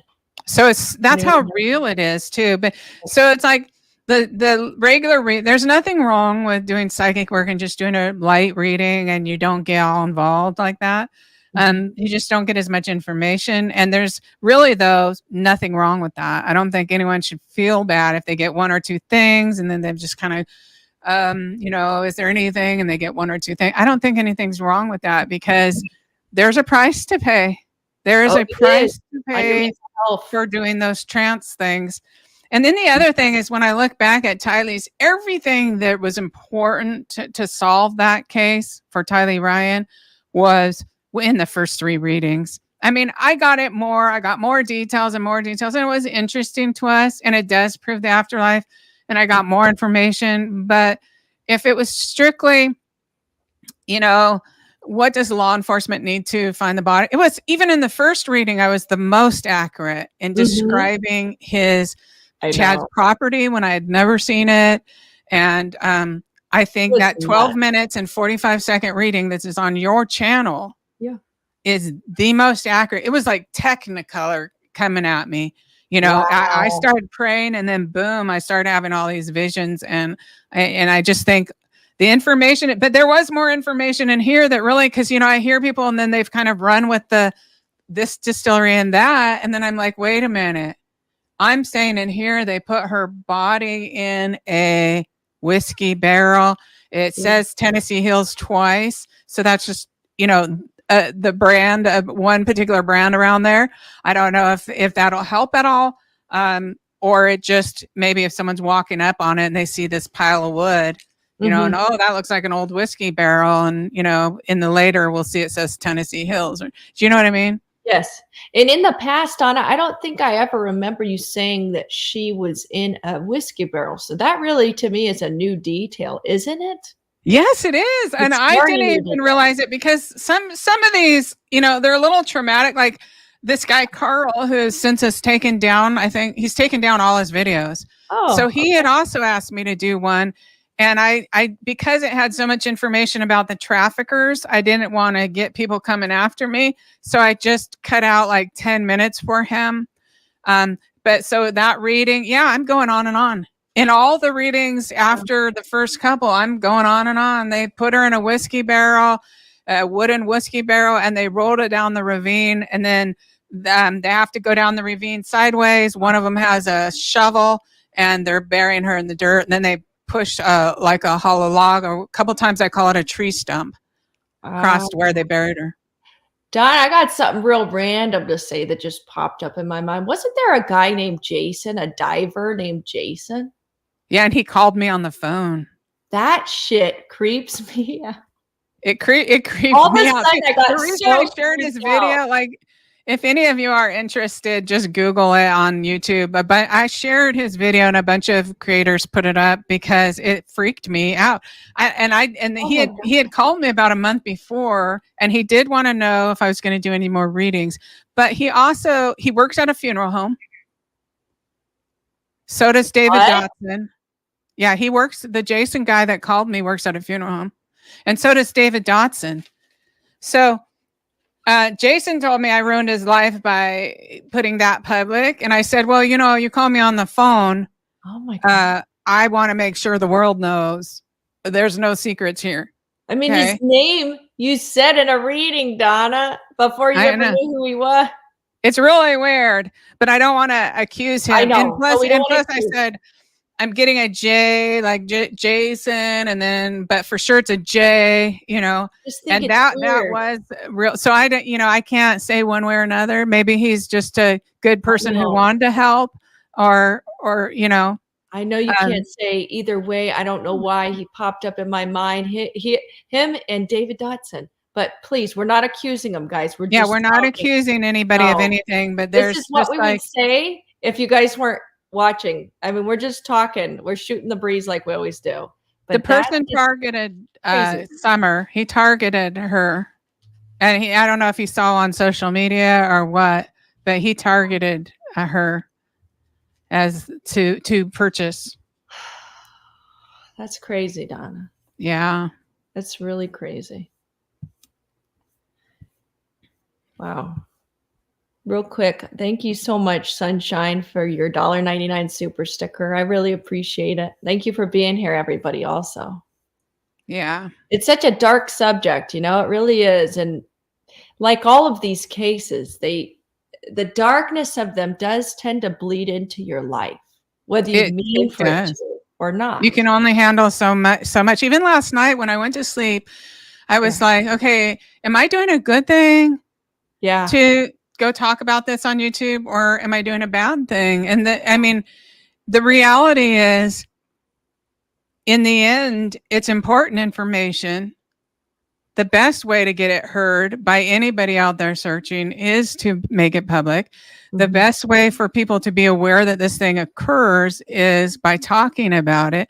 And you never hear mainstream media talking about the fact that these children are disappearing right near human sacrifice days on the satanic calendar. It's like they don't want you to know it's real. But Michael Vaughan disappeared right on a human sacrifice day. The little kid in Idaho, the little 5-year-old in Idaho, right on one. Summer's disappearance is 6 days before one, human sacrifice day. This little 3-year-old named Lena that disappeared from Texas, she disappeared the day before a human sacrifice day. So why is mainstream media not covering this reality and really warning people? And even, you know, you don't hear it at the trial, and I don't blame them because the jurors have been conditioned by media. But Chad Daybell and Lori Vallow, that is a true case of demon possession on purpose and human sacrifice and eating the flesh of their children. And it's all ties back to demonism, but you don't even hear it mentioned. I know. Real quick, I want to tell everybody, I mean, I don't know that this is a big deal because it probably isn't, but I live in Maricopa County and I recently got summoned for court or for jury duty. And I was thinking, oh, please let it be Lori. Lori. Even her arraignment. No, they don't have juries for that. I know. I was like so hopeful. Wouldn't that be a trip? I doubt it's for her. Yeah. No, because her trial won't happen for a year or more, probably, unless she insists on a speeding. Yeah. Isn't that funny? Because we talked about that and she was like, Lori just flew into town and then I got a jury summons. I'm like, oh man. Wouldn't that be a trip? It really would. I know. Thank you so much, Gold Dust Woman, for the $9.99 super sticker. Thank you so much. Appreciate it. And let's see, how did they contact the traffic ring? Can TBI find this information? How did they contact the traffic ring? Oh, so that's all in the first couple readings. So on this channel, on Sweetie Pielo's channel, are the first 2 readings that I did. So look on her playlist there, and that 13 minutes is packed full of information. Just boom, boom, boom, boom, boom, and I stand by it. And the second reading too was more like a meditation reading. So I'm flowing in, not as deep, but it has a ton of information, including the answer to that question. Yeah. And that's the thing, Donna, you've never deviated from any of your readings. You've never switched them up and said, oh, never mind. Summer drowned, or, you know, you've never done that. You've always stuck by what you've said. You said, this is what I saw that happened. And that's that. Like, yeah, and it's even more confirmed as those readings go along, because just like on the Lori Vallow case, they get more and more details, more details. And so, and these details, and they always come up together. The wooden whiskey barrel, the body, the ravine, the burying her, like that. It comes up like that. And that every time around the barn and the horse, it's the traffickers. So I even color coded them to look for patterns. Yeah, you did a good job. And they're all together. Yeah. And where this happened was a brick building with white columns. Oh my gosh. Every time you say that, and then what you said about both guys working at a funeral home, I don't know why I can't stop thinking about that. And it probably means nothing. But well, I didn't necessarily say both guys work at a funeral home. You're just putting Jason and David Dotson together. Well, yes. They didn't show me. I mean, let me see. Where's this funeral home? The funeral home comes in over and over too. Yeah. The funeral home, the person at Eastman that works there, the funeral home, someone in law enforcement. Yeah. You know, these are some of the players here. Mm-hmm. You know, I'll just stand by that because people shouldn't be killing little kids. No. If they don't want to be exposed, they shouldn't be killing little kids. Mm-hmm. And I'll just say the guy who did it was thin, and one of the traffickers at the barn has a hunchback. So if any locals know what I'm talking about, or the cops already have someone on their list, that's just confirmation for them. Right. That comes over and over. Transfer may have taken place at Carpenter's barn. Whatever that means. I'm not from the South. We need to look into that. Yeah. Yeah. I specifically Carpenter's barn. Right. Whatever that means. Right. And then they take me to that building. They show me that someone that has a real good job there. Mm-hmm. You know, not just the peon, but someone who has a really good job at Eastman's involved. And someone related to a funeral home's involved. Someone from law enforcement is tied in with this ring. I'm not saying I didn't see them involved in the transfer or this particular death, but just there's a connection. You're right. Okay. And the train track, the ravine is near a train track. Huh. And that it was very theatrical of a death. And so to me, I don't know if that's a clue also because of all the theater groups, but but they still physically, concretely dressed in a costume and did this and filmed it for sure. Or at least that's what I saw for sure. Yeah. That won't change. Mm-hmm. And that's all even starts in the first reading, but it gets just more detailed and stuff and more readings. That's one thing I will say, like your reads are they're fascinating, first of all, but they're so descriptive. And it's like you take us there to that time and place and space. It's like we're there with you because you're very descriptive about what you're seeing. Yeah, a lot of details in there. I know, because I just lay there and sometimes when I do progressive with the children ones, it's much harder, but like with the adult ones, I kind of get over it pretty quick. I can watch the actual crime happen and describe it, you know, blow by blow. But then the next time I go in, and I'll know it's happening, but then I'll kind of like move around the room and look for clues that could be helpful. Mm-hmm. So I've done that a lot of times. So it's like an astral projecting in a way, but I'm really doing it with turning myself over to these spirit guides. And I'll just end with, in the Tylee Ryan one time when I was going to do the reading, I could feel the spirit guides in my room, right? Yeah. And I'm laying down, and one of them, like, they're like bigger. The spirit guide's like 7 feet tall or something. So It's like he comes over like this to me, and he leans over my forehead because I was laying on my bed, and it was like he leaned down in, and it was like a plunger, like went pop. Like he opened my third eye was already open, but he just came over and did something. And it was almost like when a suction, when you go pop, a suction, and he just popped my third eye just wide open. That's a trip. Did you feel like I did that? I know, it tripped me out too. I was just like, whoa, do that every time and make it easy. I don't have to do anything. And in that moment, did you get more of a download of information then? That was one of the readings I was doing with Kresha, who is the biological aunt of JJ. Right. I don't know if it was more or less, but it was like I was already third eye open, and it was just like boom, and he popped it. It was like you could feel the pressure and the pop open or whatever. And I just thought, I wish they would just do that all the time. Wow, that is. I thought it was pretty interesting. It is. Thank you, Maggie TBT MTA, for the €5 super sticker. Do you see any of the YouTube creators being involved? Donna, do you see any of the YouTube creators being involved?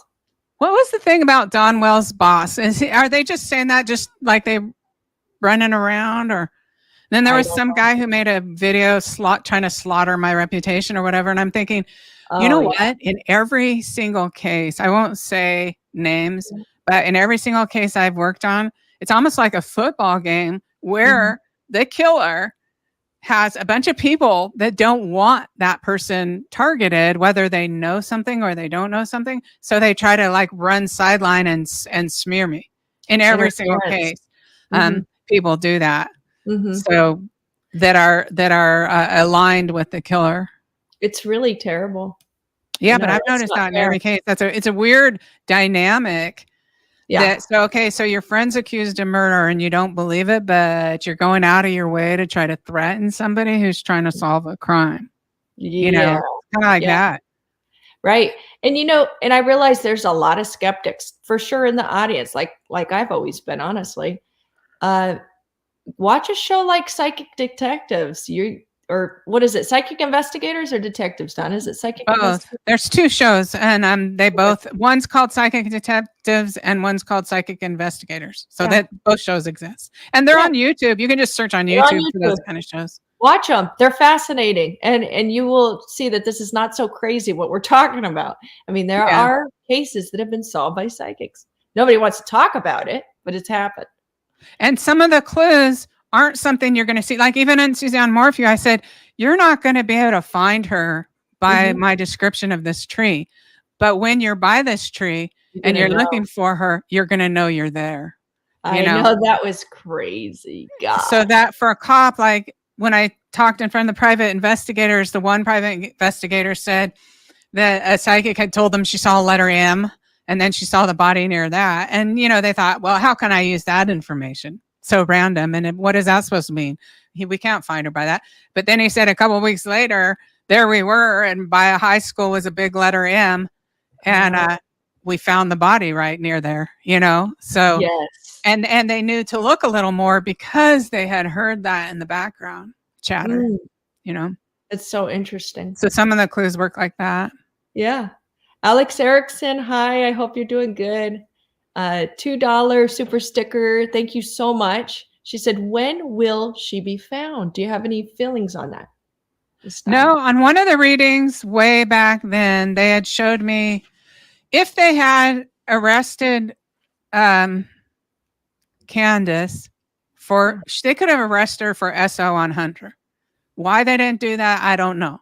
Because they could have shook her up and maybe got something out of her. She could have maybe led to information that could have led to that.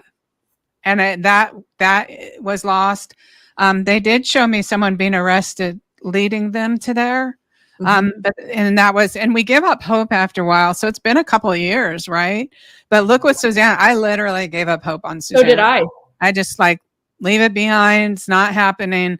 And then 3 years later, boom, the cops say, oh, we accidentally were in the middle of nowhere, in the middle of miles and miles of fields, and we accidentally came upon her body looking for a different person that was killed. And it's like, no, I don't believe that story. But I didn't either. I wonder where Shoshana is these days, right?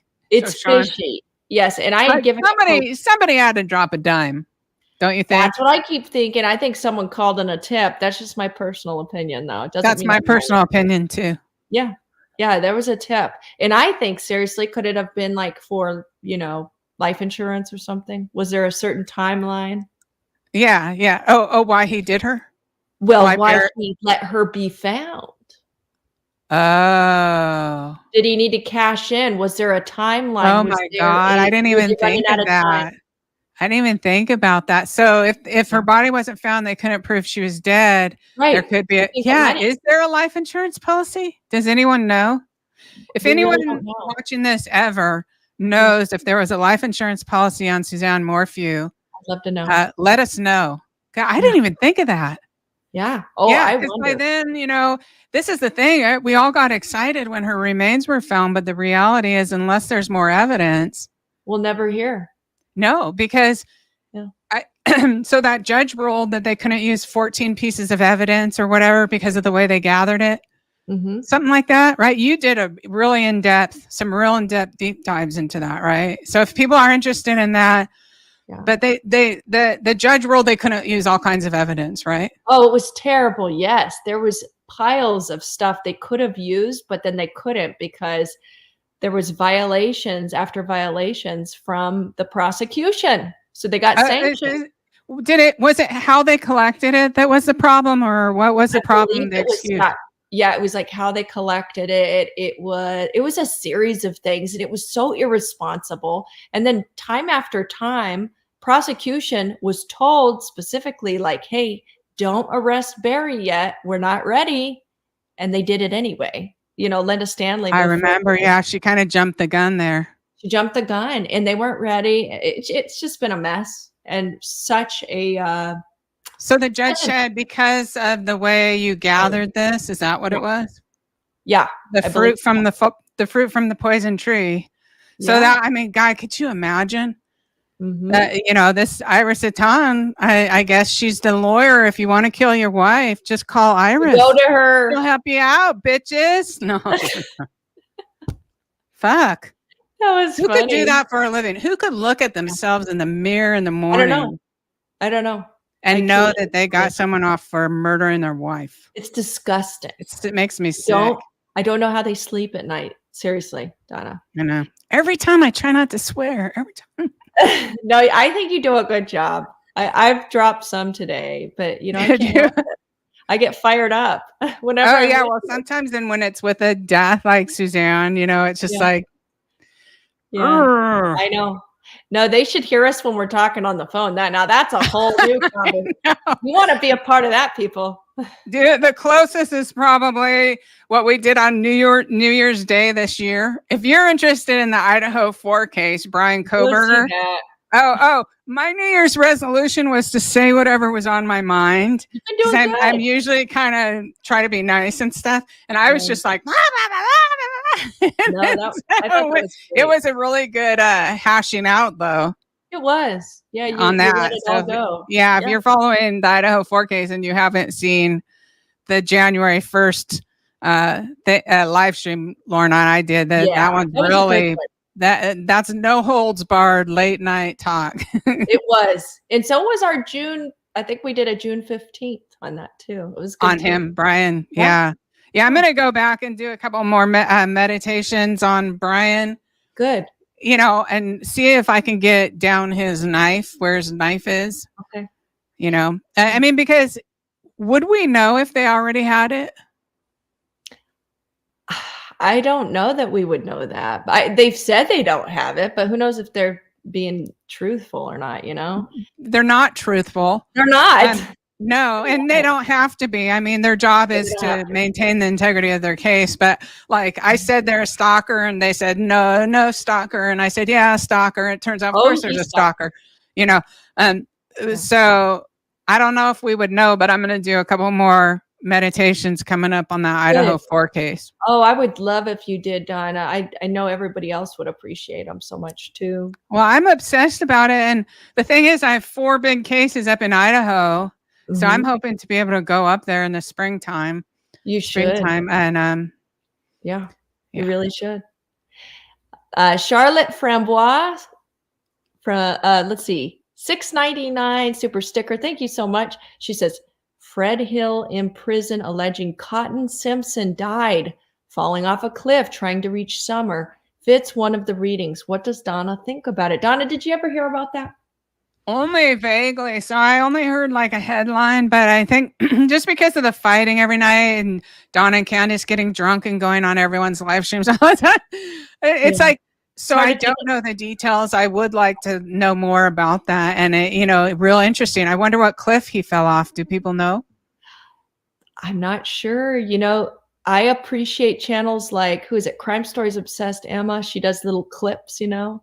Also, the other one. I like when I can go, like, there was one, Evil Exists, and I haven't looked at it in a couple of years, but it was just like a 5-minute summmer's and that guy watches everyone's videos, all the creators, and then summarizes it. He gives them credit.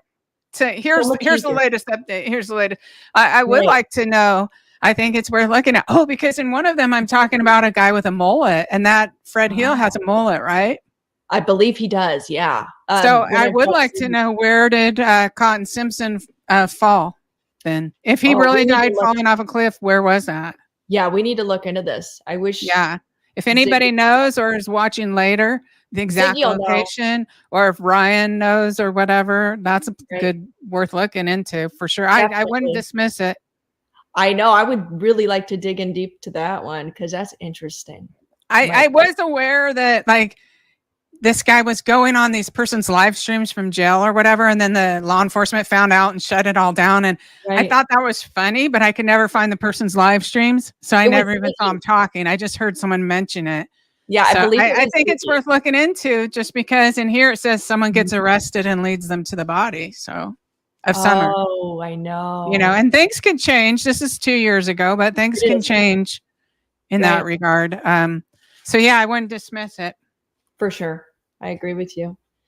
Rita Brick, thank you so much for the super sticker. There is a town in Tennessee called Summertown. It came up when I Googled Carpenter Barn, Tennessee. Yeah, see, and so that's, so, you know, she could get found and then it could be like all on the other side of the state where everyone says by Dollywood, because the location is not what's psychic, and I don't know psychically where. I just know that it has all these factors around it. Mm-hmm. Yeah. Right. Let's see. Let me see. Let's see. This person says cotton fell northeast of his home, and it backs up to Laurel Run Park, which is probably why that Ryan guy was looking through Laurel Run Park. Okay. Gotcha. And which is like, if you go down the river a little further, then Domtar around the corner, a couple of corners. I think Laurel runs over there. Okay. Location wise, I'm not an expert, but so Cotton fell to his death, right? Fell to his death, trying to look for Summer. Did I hear that correctly? Cotton fell to his death, and then this guy named Fred Hill was arrested for some reason. And Fred Hill from jail was putting out the information that the reason Cotton fell was he was trying to get down to where Summer was, or get to where Summer was. And that would correspond with my readings. And this Fred Hill guy does have a mullet as well. So that's all interesting. That is right on. Yeah. Yeah. I wouldn't dismiss it. I would look into it. Right. Definitely.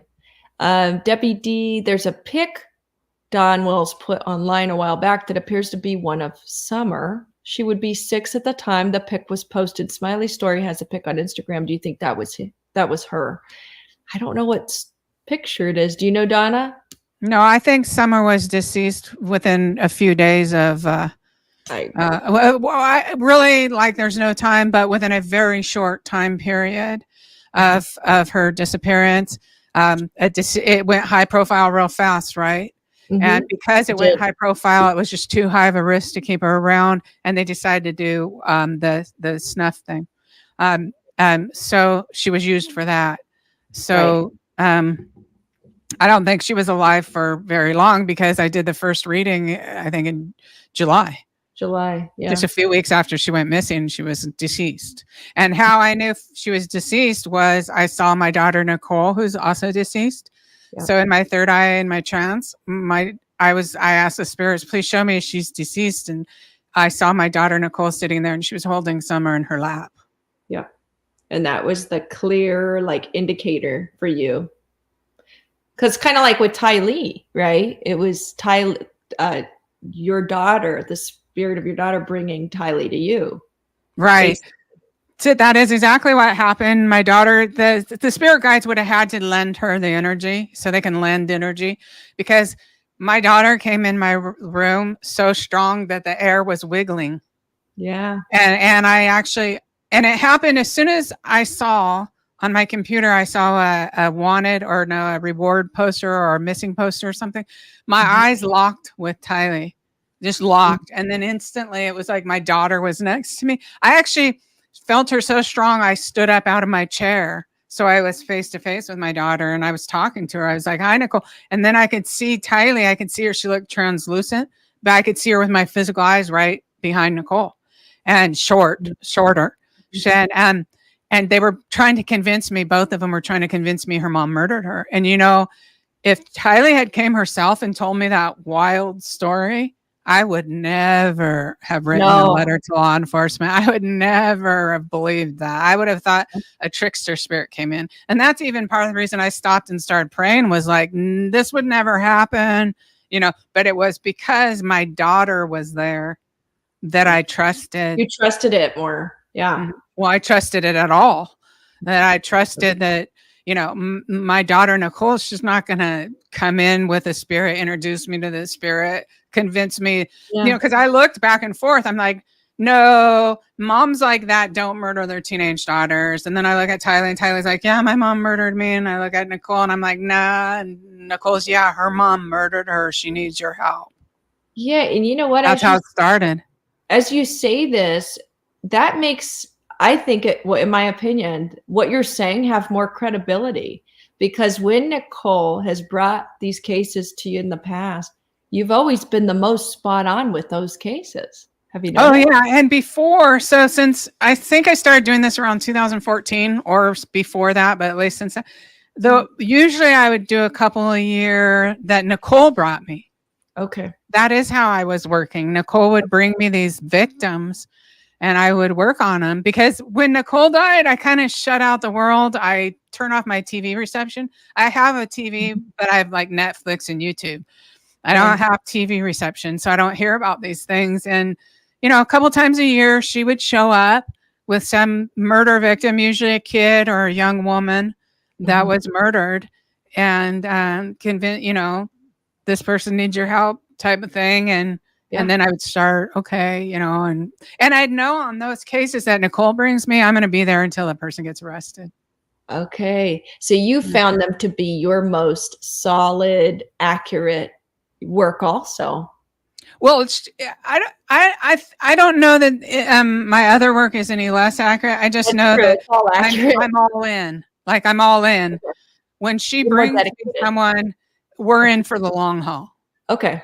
We're in this case, period. It's like, it's not just the accuracy of the work. It's more like, I'm going to be here until a person gets arrested. Dedication. So like even on Jamie Kloss, but the difference with the YouTube is like keeping track afterwards is a little more traumatic. I find out for myself, because it's easier if I stay, okay, this spirit person I know is a spirit person, rather than seeing. So like when the guy got arrested, the Patterson guy got arrested for the kidnap and murder, murdered her parents and kidnapped her. I watched his arraignment and it seemed stressful. I felt traumatized watching his arraignment, and that's all I watched. And that was I just heard months later that he got sent to a jail in another state, a prison in another state or something, but I didn't watch. Like, so I've learned. So on the Lori Vallow case, I thought, you know, I'm going to cover this. I know this case like nobody else, but I found that I was so traumatized, even checking people's tweets. Even hearing audio, I was so traumatized that I could barely talk. So I'm on there going, blah, blah, blah. Yeah. So learning, you know, I'm learning about myself too as we go along, you know, what I can do and what I can't do as far as putting stuff to because some YouTubers, you know, they can tell the story, but they're not really connected and they weren't really there. But for me, it's like, it's literally like I'm a witness. I agree. That's what I feel. I feel like you're a silent witness. Well, you're silent while you're in it until you relay what's happened. You're seeing it. Yeah. You're right there. And a lot of times I'm connected. So a lot of times in Lori's thing, I was connected to her brain. So I'm getting her thoughts. And then I'd be connected to Alex. I'm getting his thoughts. And I'm connected to Tyler, who's being, you know, slaughtered by her own mom. And I'm receiving her terror, her trauma. And so then when I hear it out I can't cover it without, so these things with you are really cathartic though. It's like therapy. It's like getting it out kind of, but for me sitting over on my channel and going, today, Detective so-and-so talked about this. And it's like, I actually saw it happen. So it's all flashing in my mind while I'm trying to talk. And that's just not going to work like that for me. I completely understand. Yeah. But the live streams, I want to be clear to people, it does help me to come in here and talk with you. Cause it's kind of like if you were going to a therapist or, you know, if you're just talking about it like that. I'm glad, because I get a lot out of it too. I really enjoy this time just to talk about the cases. And I feel like you do get such a bird's eye view Like we can all talk about it, but like you see it. I experience it. And like, you experience it. Yeah. Like if I could tell the point every time I'm listening to a reading, the point where I leave my body. A lot of times they start by showing me stuff that's not as scary so I can relax. And then it's like at some point they take my consciousness and put it there.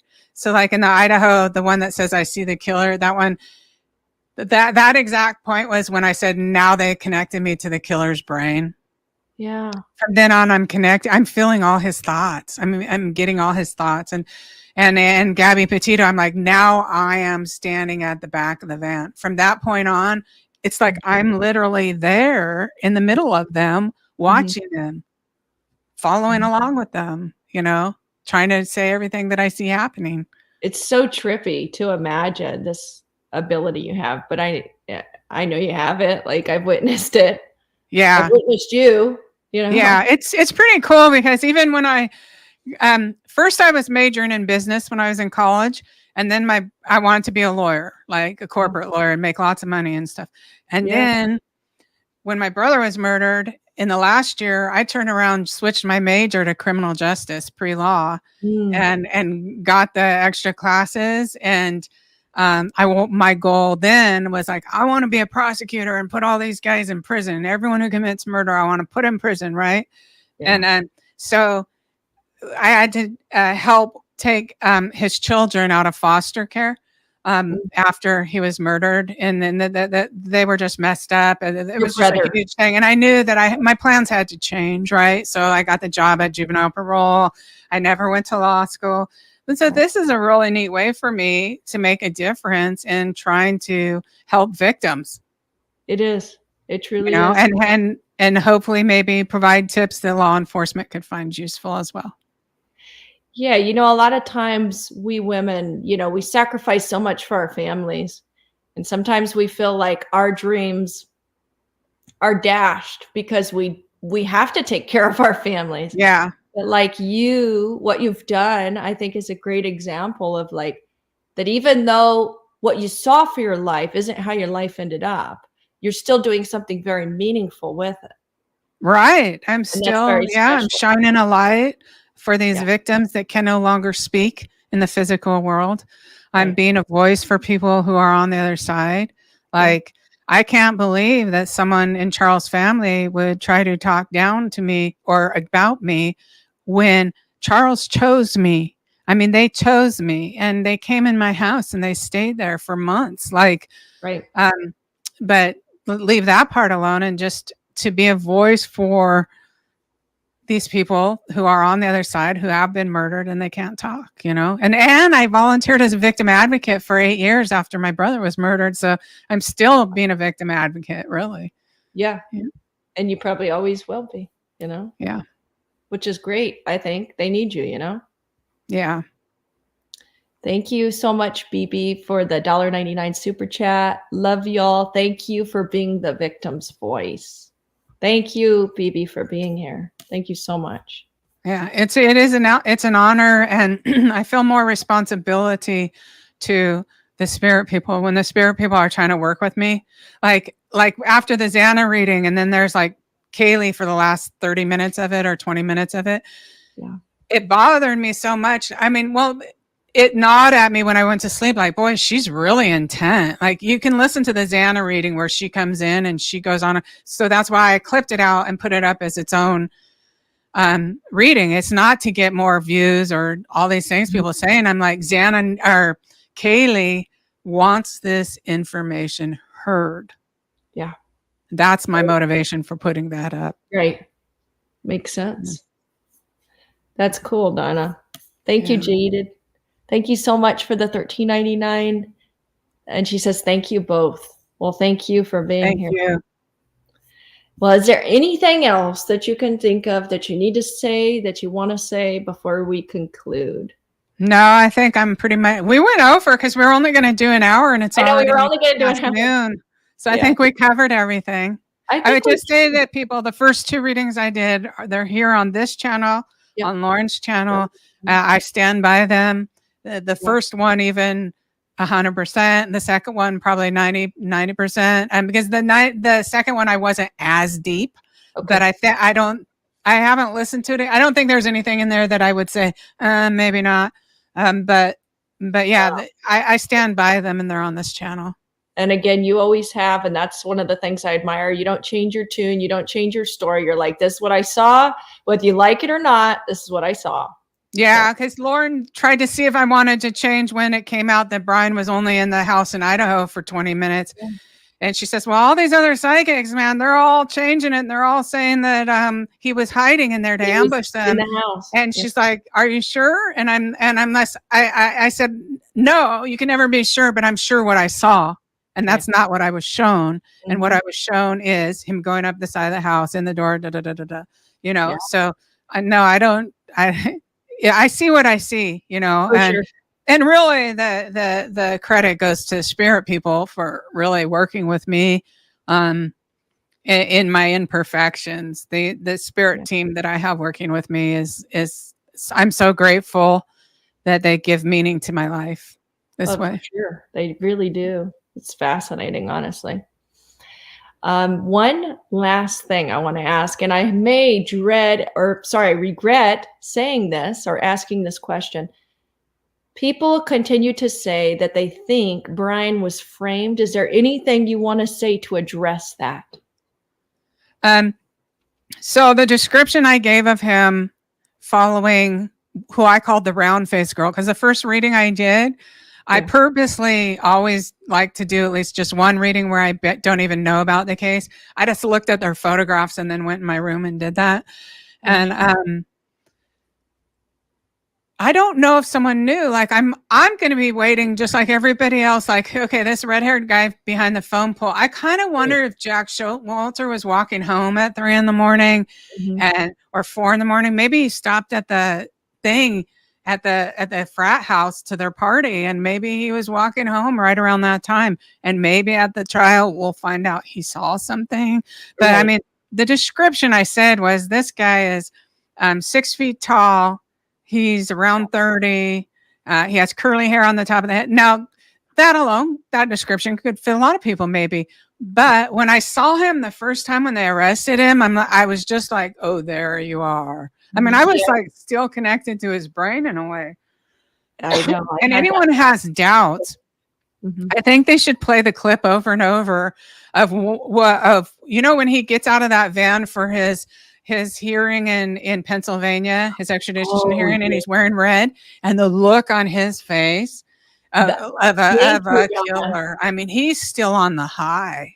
He was on a high. Like, those people, there's all these experts, and they go on every TV show, and they're like, I have a doctorate degree, and he didn't kill the other two because they were worn out. No, he didn't. He wanted to kill the other two. He probably used his time allotment that he gave himself and practice, because he's OCD, on dealing with Ethan. Okay. So he would have very much loved to kill the other two. That was one thing that they keep saying that kind of irritates me. Do I think they have the right guy? Absolutely. I think they have the right guy. And I've seen these experts go, he must have been tired after killing. Really? Because if you chop 4 ribs apart, are you tired when you go to the grocery and buy ribs and you take a knife and go slash, slash? Oh, you're so tired after 4 of them. No, it does. It's nothing. Like you hear the Manson girls, they're like, oh, it's just like if you stab a pillow. It's not hard. Brian used to go jogging at night. His neighbor said that he used to get up at 3 a.m. and she would hear all this running all over. I think he was getting up for months practicing to have his body at peak performance at that time. He's a very disciplined person. And he used to run an 8-minute mile. And you're saying he can't run 3 seconds across. Someone like the stuff for self-defense says a person could run across your living room at you in 3 seconds. Very fast. It really doesn't take that long, especially if you've already made the decision. It's one thing if you get in an altercation and then it escalates, but that wasn't it. He knew exactly what he was doing the second he went in there. Yeah.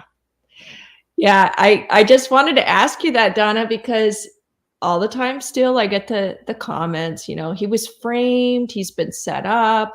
And I'm like, I truly believe that he's our guy. And who is the red hair guy? Maybe the red hair guy is the food delivery guy? Jack Showalter. Oh, the food delivery guy? Yeah. Yeah, you never know. I have a feeling at the trial, we're going to get the answer to that. Yeah. And then the other thing is to be aware, and I'm not trying to knock any YouTube creators. No. But you'll notice that some people will be doing really good reporting the story, and then there's no more story to tell. Right. So you got to make they start coming up with conspiracies and theories and ideas. And then they run with them because they want to keep it going. They want to keep it going. And like the lady Kim, who went on a bunch of shows, and then they all came up with all this. I talked to her for 2 hours before she even went public. And I never had any urge to try to get on my show and tell this story. She was telling me, and she, at that time, because it was before it got bigger and bigger and bigger, right? And then you want to please people and add more and more and more. But she was just telling me all the local rumors because her kids, she said her one kid went to one school and her other kid went to the other school. And she was concerned about the safety because one of her kids wanted to keep going to school. And so she was, I think asking me if I thought they were safe. And we were talking. I'm not knocking her or anything, but she's reporting on just rumors and, people get rumors. But be aware, this happened over a year ago. And if some people are still, they just want to keep it going. I got you. That with every case. Honestly, they do it with every case. Yeah. So don't get so caught up in that, because in the end, we'll find out the information after Brian goes on trial, or when he goes on trial. Yeah. It's going to be fascinating. Well, thank you, Donna, so much for being with me. We'll do this sooner than later. Okay. Yeah. Let's make that a resolution, New Year's resolution. Okay, we will. That sounds good. As always, it's so great to see you. And everybody, thank you for being here. Thank you for the respect you've shown you've shown Donna today. And again, we really hope that Donna's wrong, but the likelihood that she's right is pretty darn high up there. Oh, yeah. I don't have a need to be right over the death of a child. Like, no. If Summer came out of the woodwork and it turned out this was all theater and I just was seeing a theater act, and I would be glad. Are you kidding me? Right. Or, the favorite fantasy that Robin found her a new home somewhere and they've got her hidden in this happy home. I even would love that. Yeah. Yeah. Mm-hmm. But this is what I saw. So for sure. I want to thank all you. Thank you, Lauren, for having me on, and thank everybody who's tuned in. Thank you, Donna. Donna, I got one more question somebody wants to ask. I'd like to know if Maya Millette will be found. Donna, I know you, and I live close to Mary Chris, Maya's sister. Do you have a feeling about that, Donna, about Maya Millette?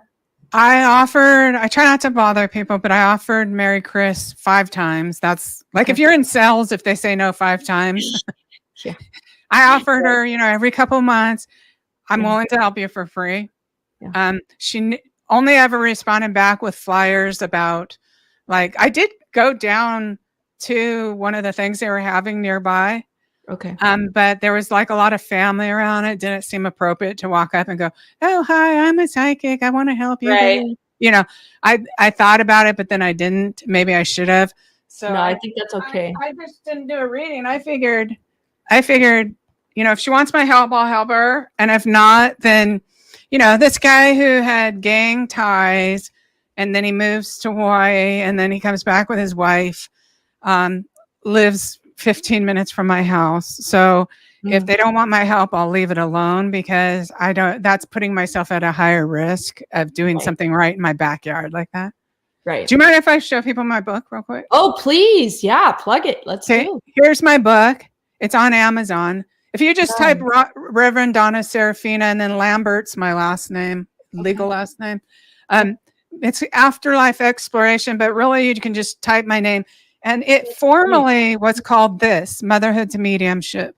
So I literally wrote it. Everything after my daughter died, I wrote about all the ways I figured out how to communicate with her and to make it stronger and stronger. And it's written so you can just flip through it and pick things.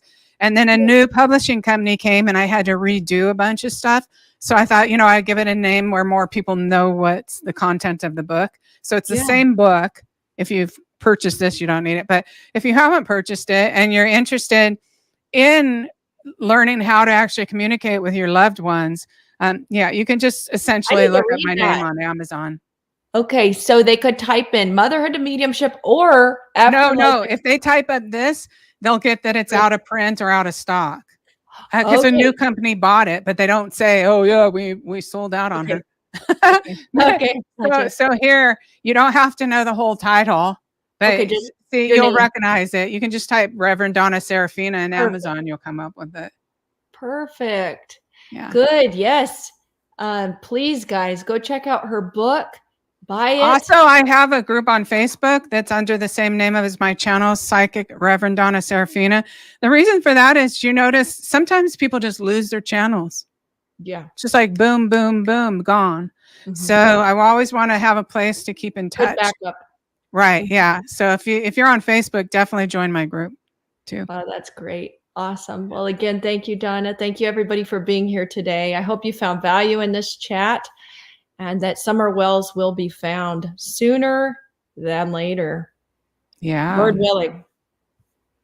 I think I'm going to write that Fred Hill. I'm a little intrigued now that I didn't know he had said that guy fell off the cliff trying to get to where Summer Wells was. I think that's a little intriguing to me. It is. I want to know more.